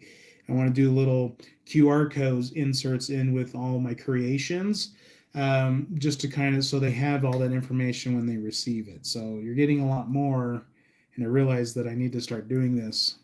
And you'll get metaphysical cards. So I'll give little cards for each of the gems that kind of talk about a generalized, this is what it can do for you. But I will always send a handwritten letter. Any creation that I do, there's something about the power of writing, like spelling, for instance. So I do handwritten letters with all of them as a thank you, and kind of share a brief, inspiration of the creation and what I channeled in when I created it. And it's fascinating because people, it resonates with people. So I love doing that. But I need to optimize and get more into my boxes because they're pretty basic. I'm ready to shift from being a hobbyist to being a professional, so my packaging needs to reflect that.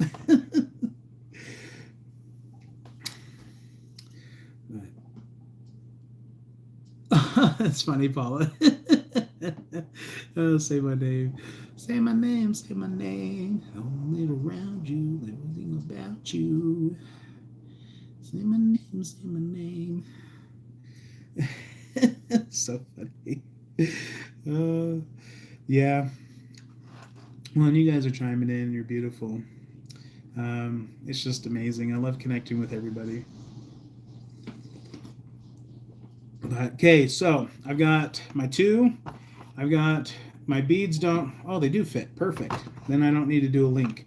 So I made the mistake of making an extra link. So my next link is going to have to attach these two together simultaneously.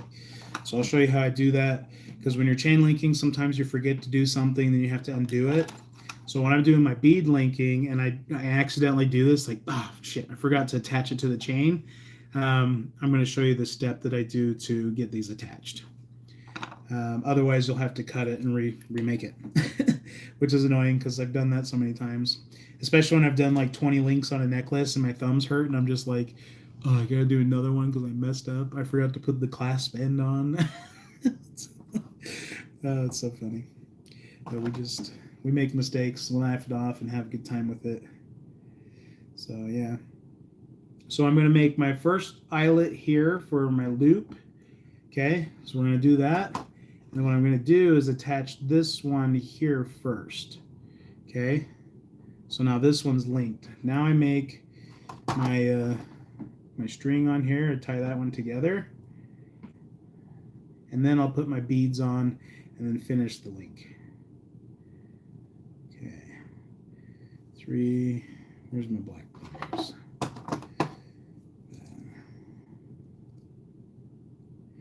And there was Honey made a comment yesterday on the Ascension Mastery, which I absolutely love because, well, I'm going to be speaking more about it in the future.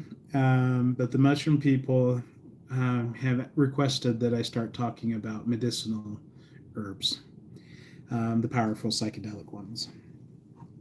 The mushroom people are like, it's time to start speaking and letting it known that the mushroom people are here to help.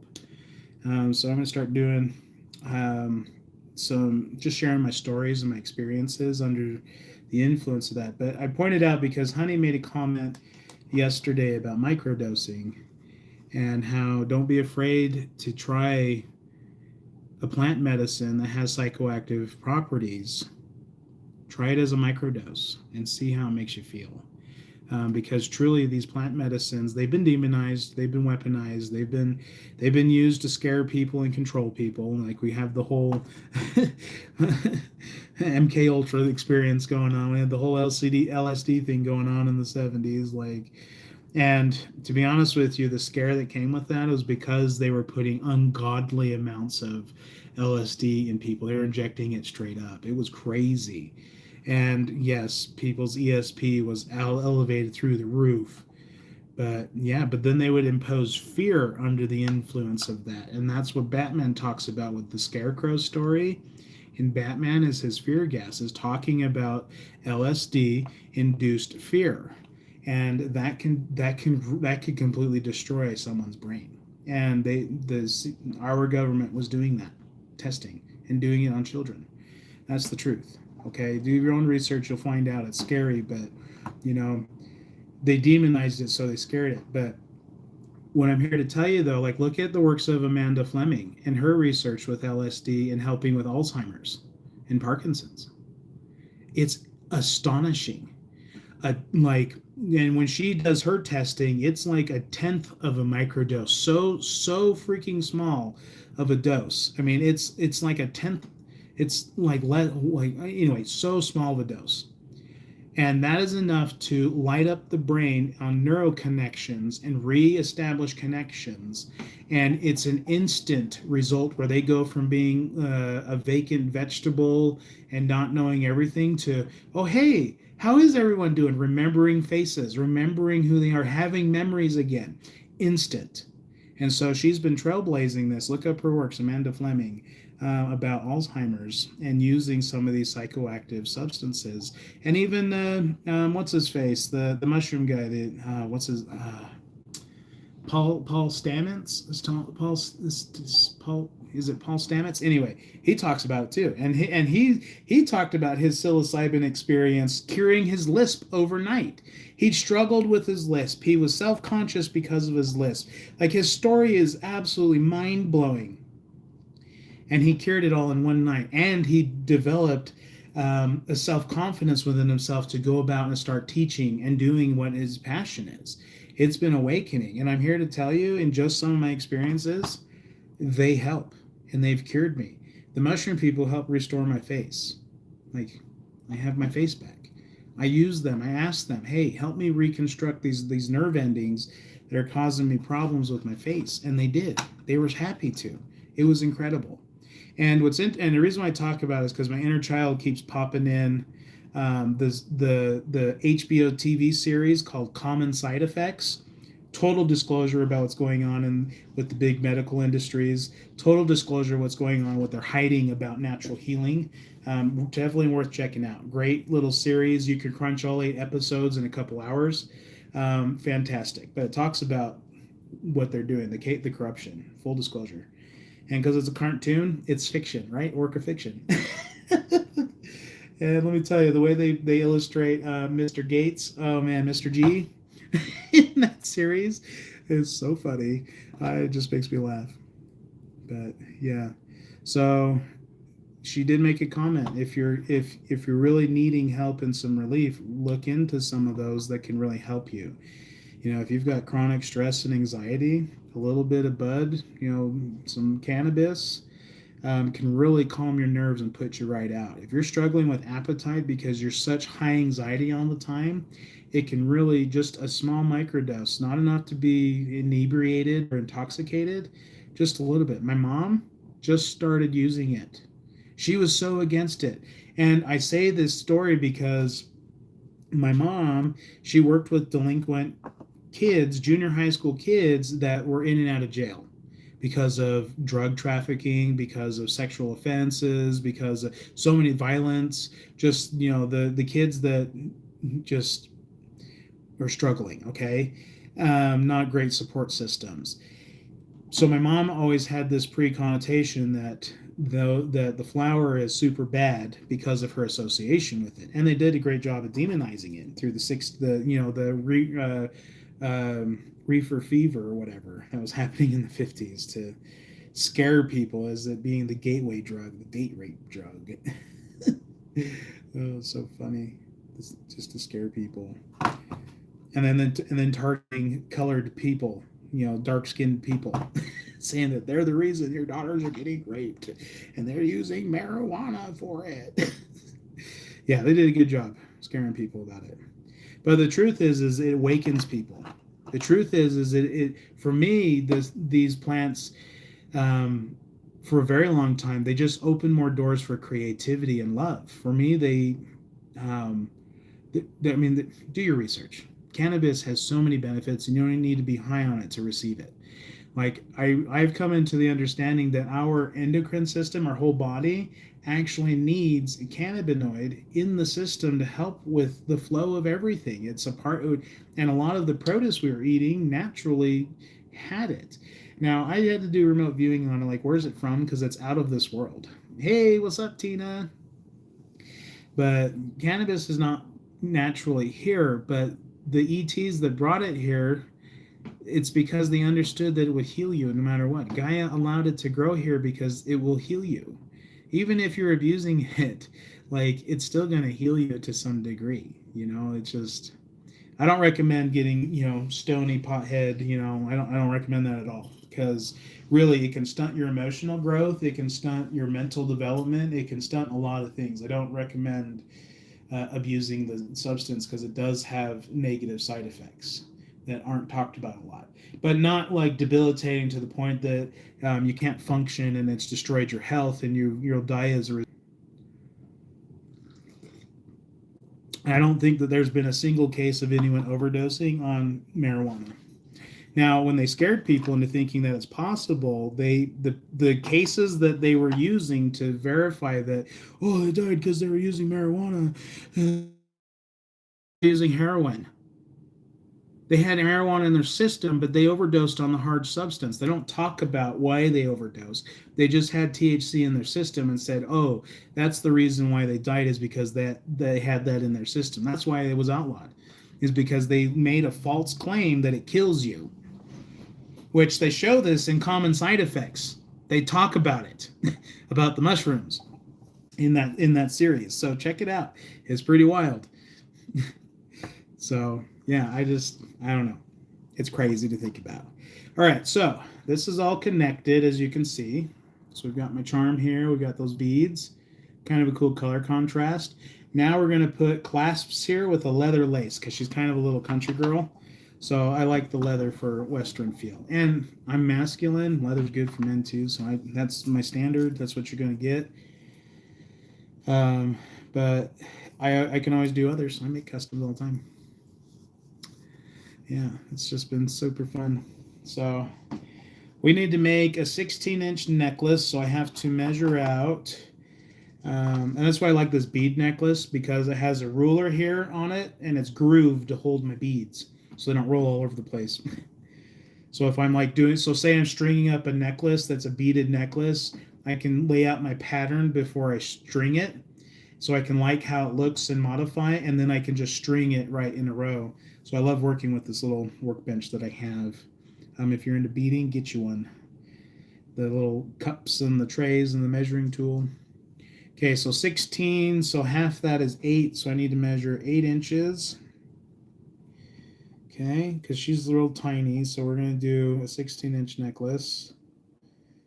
Okay, so we're going to do 8, so I take my difference here. Hold on, how much do I have here? Oh shit, that's a whole necklace. We're not going to cut that one. I got a piece of scrap here. Perfect. Yeah. The heck? That dang dog. Little dingbat. Okay, let's see how this looks up. So we're going to go 9, 8. Okay, trim. And we're going to go on the other end that's not damaged. So my dog loves leather, apparently. If I leave my spools of leather out on the table and go around the house, he will destroy it. I can't count how much leather I've had to replace because I come home and it's in pieces. because he's eating it. Oh man! And then he has the worst bowel movements. Just like you did it to yourself. Dogs cannot eat leather. Do not give your animals raw hide. It's super bad for their body. They can't digest it. Don't give it to them.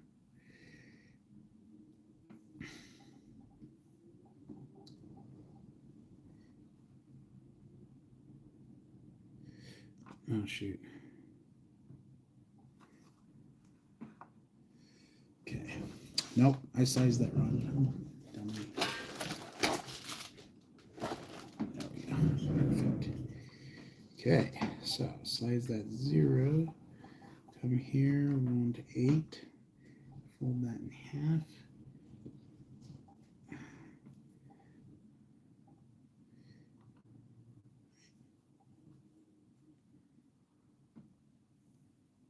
Okay, so now we got that. Okay. And like that. Perfect. Okay, so now I've got my little leather laces that we're going to add onto there. I need my little clasps. Okay. So for little beading stuff and utility stuff, these are freaking awesome. Little pill sorters. Oh, I love it. So when I'm doing my clasps, I can organize like my jump rings and my clasps and all that. Like those things are so nice. So my mom was like throwing that out. I was like, I could use that for a bead sorter, and I love it. So we got 2 of those. We got 2 jump rings. Actually, no, 4 jump rings. Okay. And then I need a lobster clasp. A lobster clasp. Right here. Stop that one.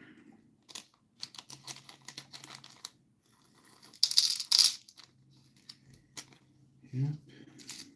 Lobster clasp. Okay. Now.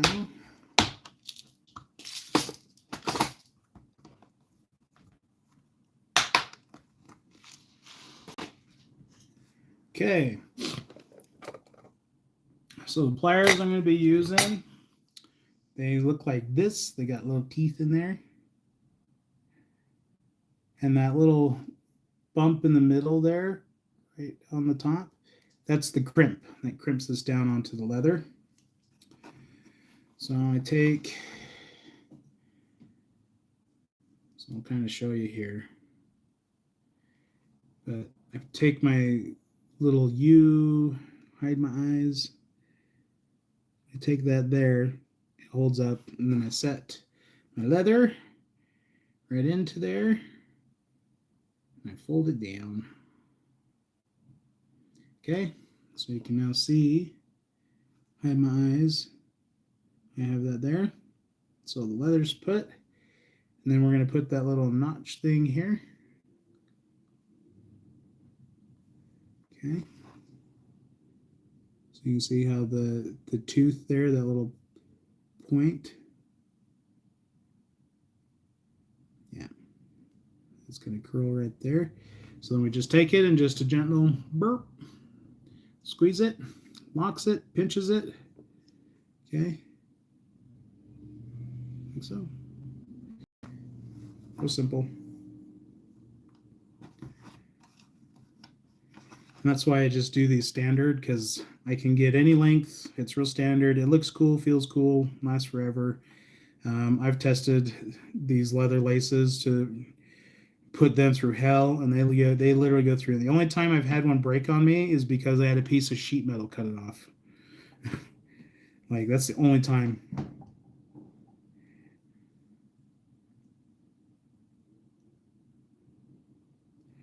Yeah. So there's the one clasp there. And we're going to do my other leather lace, get those ones going. Yeah, dogs love leather, but don't let them eat it because it's not good for them. Their body cannot process and digest it, and it gets stuck in It can, so with big dogs, rawhide and leather can actually cause their stomach to turn, like literally turn. Just we had that happen with one of our our mastiffs, and luckily we were able to save him. But yeah, the stomach, it can turn on big dogs like Great Danes, so be mindful of that. And Carrie keeps saying the tennis balls are not good for chewing toys, but I use a tennis ball only for throwing. I don't like my dog chewing on tennis balls, period. Because then I'll go through them daily. Like he literally will chew through them in a day. So I don't let him chew on tennis balls, but I let him play fetch with a tennis ball. But I actually have a rope that I let him chew on to help floss his teeth. And then I have my normal pig ears and dog bones and rib bones, and just I like getting him bones and such too to gnaw on for his chewing fixes.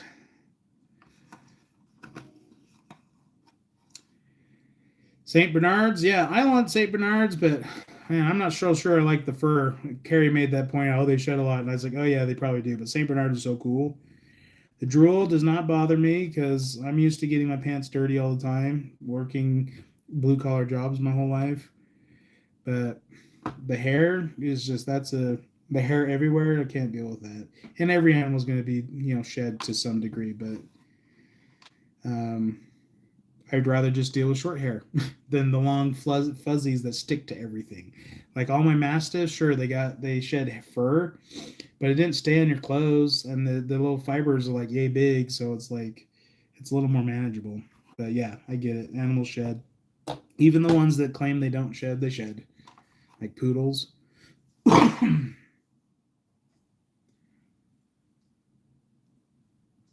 But they don't shed like other animals, I'll tell you that. A lot less. A lot less. And schnauzers are also known to not shed, but we've bred schnauzers. So schnauzers, we've seen what they shed. And then you gotta trim their hair all the time because it just grows all the time. It's pretty wild.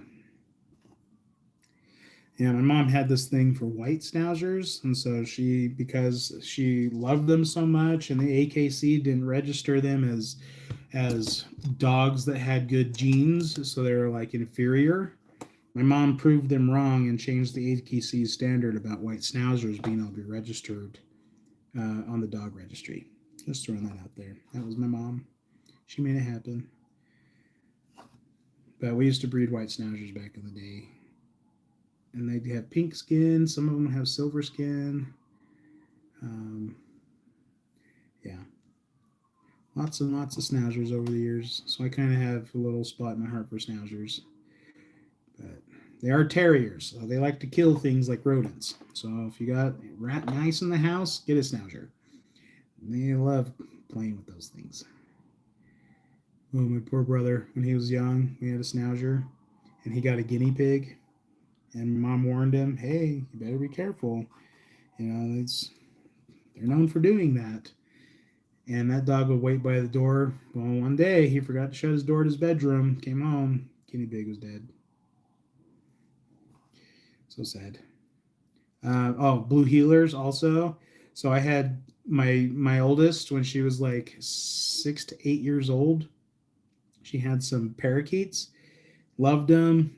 I love those parakeets. I love birds. They're my favorite. The colors, the singing, I love it all. But my brother, he had a blue healer, and one day the healer got left in the house, and my birds were there, and we came home, and all my birds and the cage was destroyed, and the birds are dead. So sad. So some dogs, that's just what they do. You gotta be careful.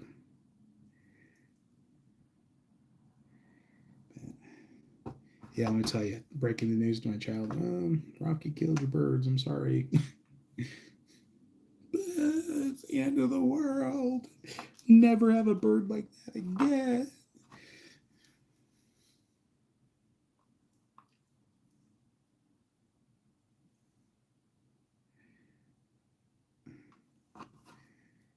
Yeah.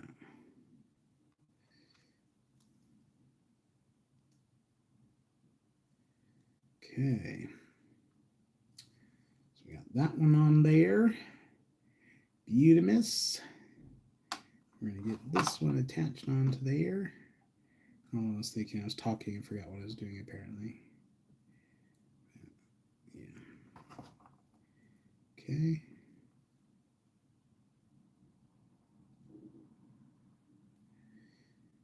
Okay. I'm wondering if I should anchor this. Nah, we'll just deal with it. Make her another one if she needs. Okay, last piece. And then we'll be finished with this creation.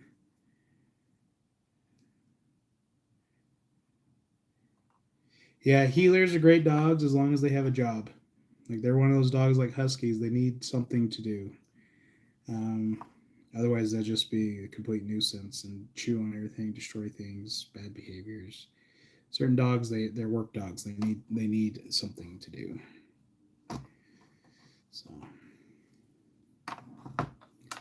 apartment life is not great for a Husky. And that's what I got. Okay. We are carrying down. So there's that. A little turquoise Easter gift. A little 16-inch necklace for a little tiny lady. I'm going to take this and turn it like so. So yeah. That's what I created today. Cute little Easter creation.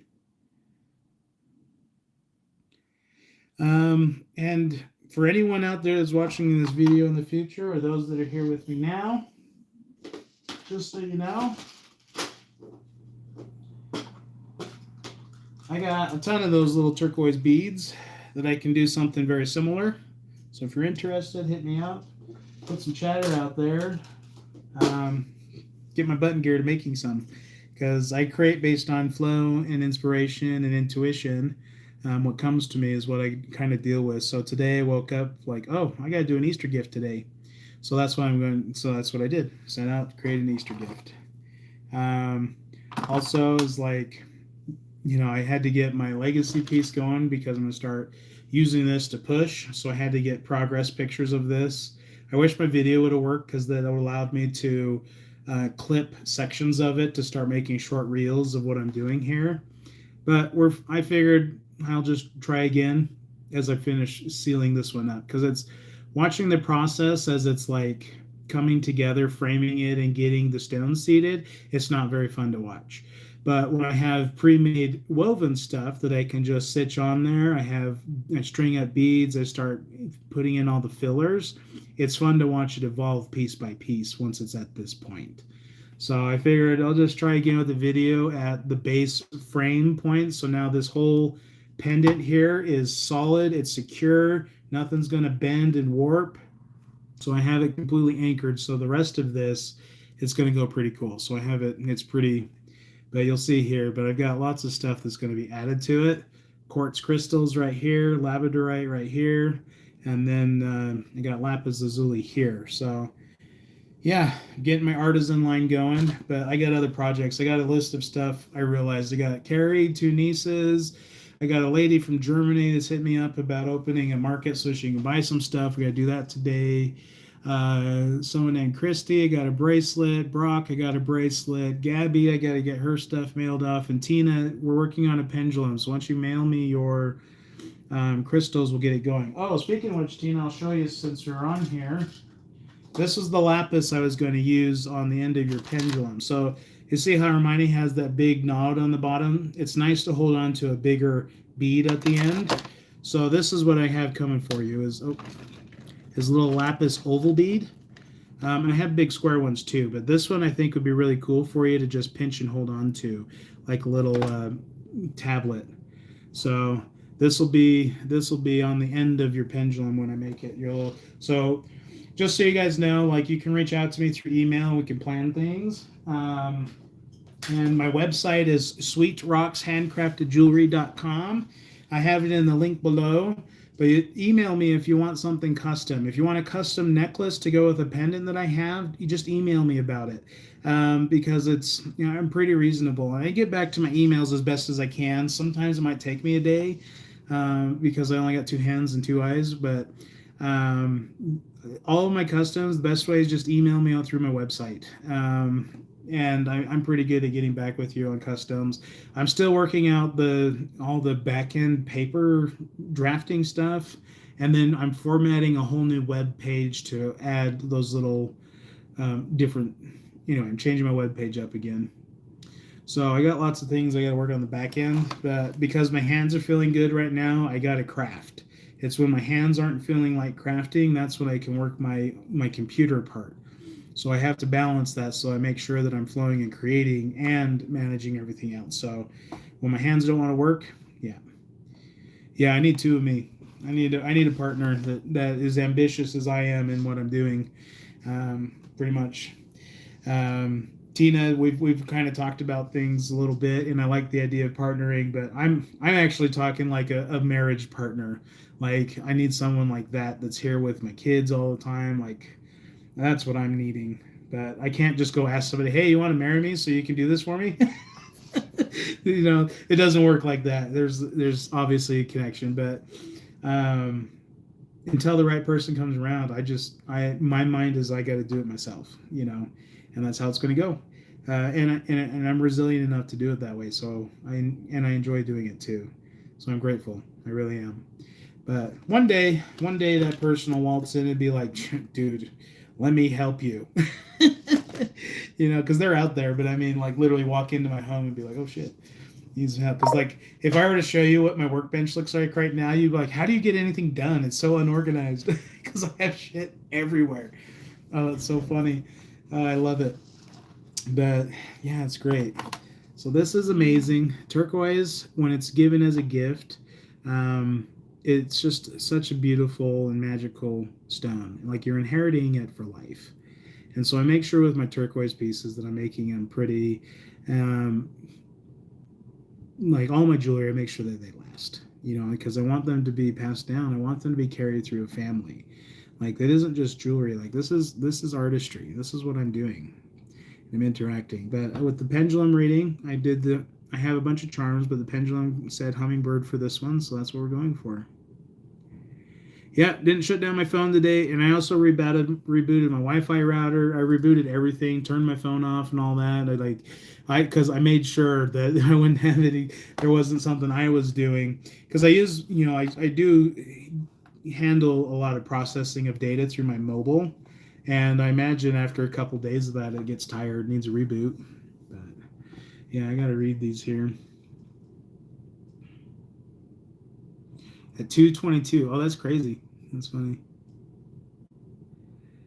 Yeah, yeah, yeah. So I got the blue because my daughter didn't want to put it down. So I'm like, now I don't know what to do with it, but I'm sure I got some glass beads that I can get to match, and I'll probably do something like this, where you'll have a glass bead setting and then have a leather, back on it. So yeah, we'll play around with blue leather. And funny enough, I actually have pink leather too.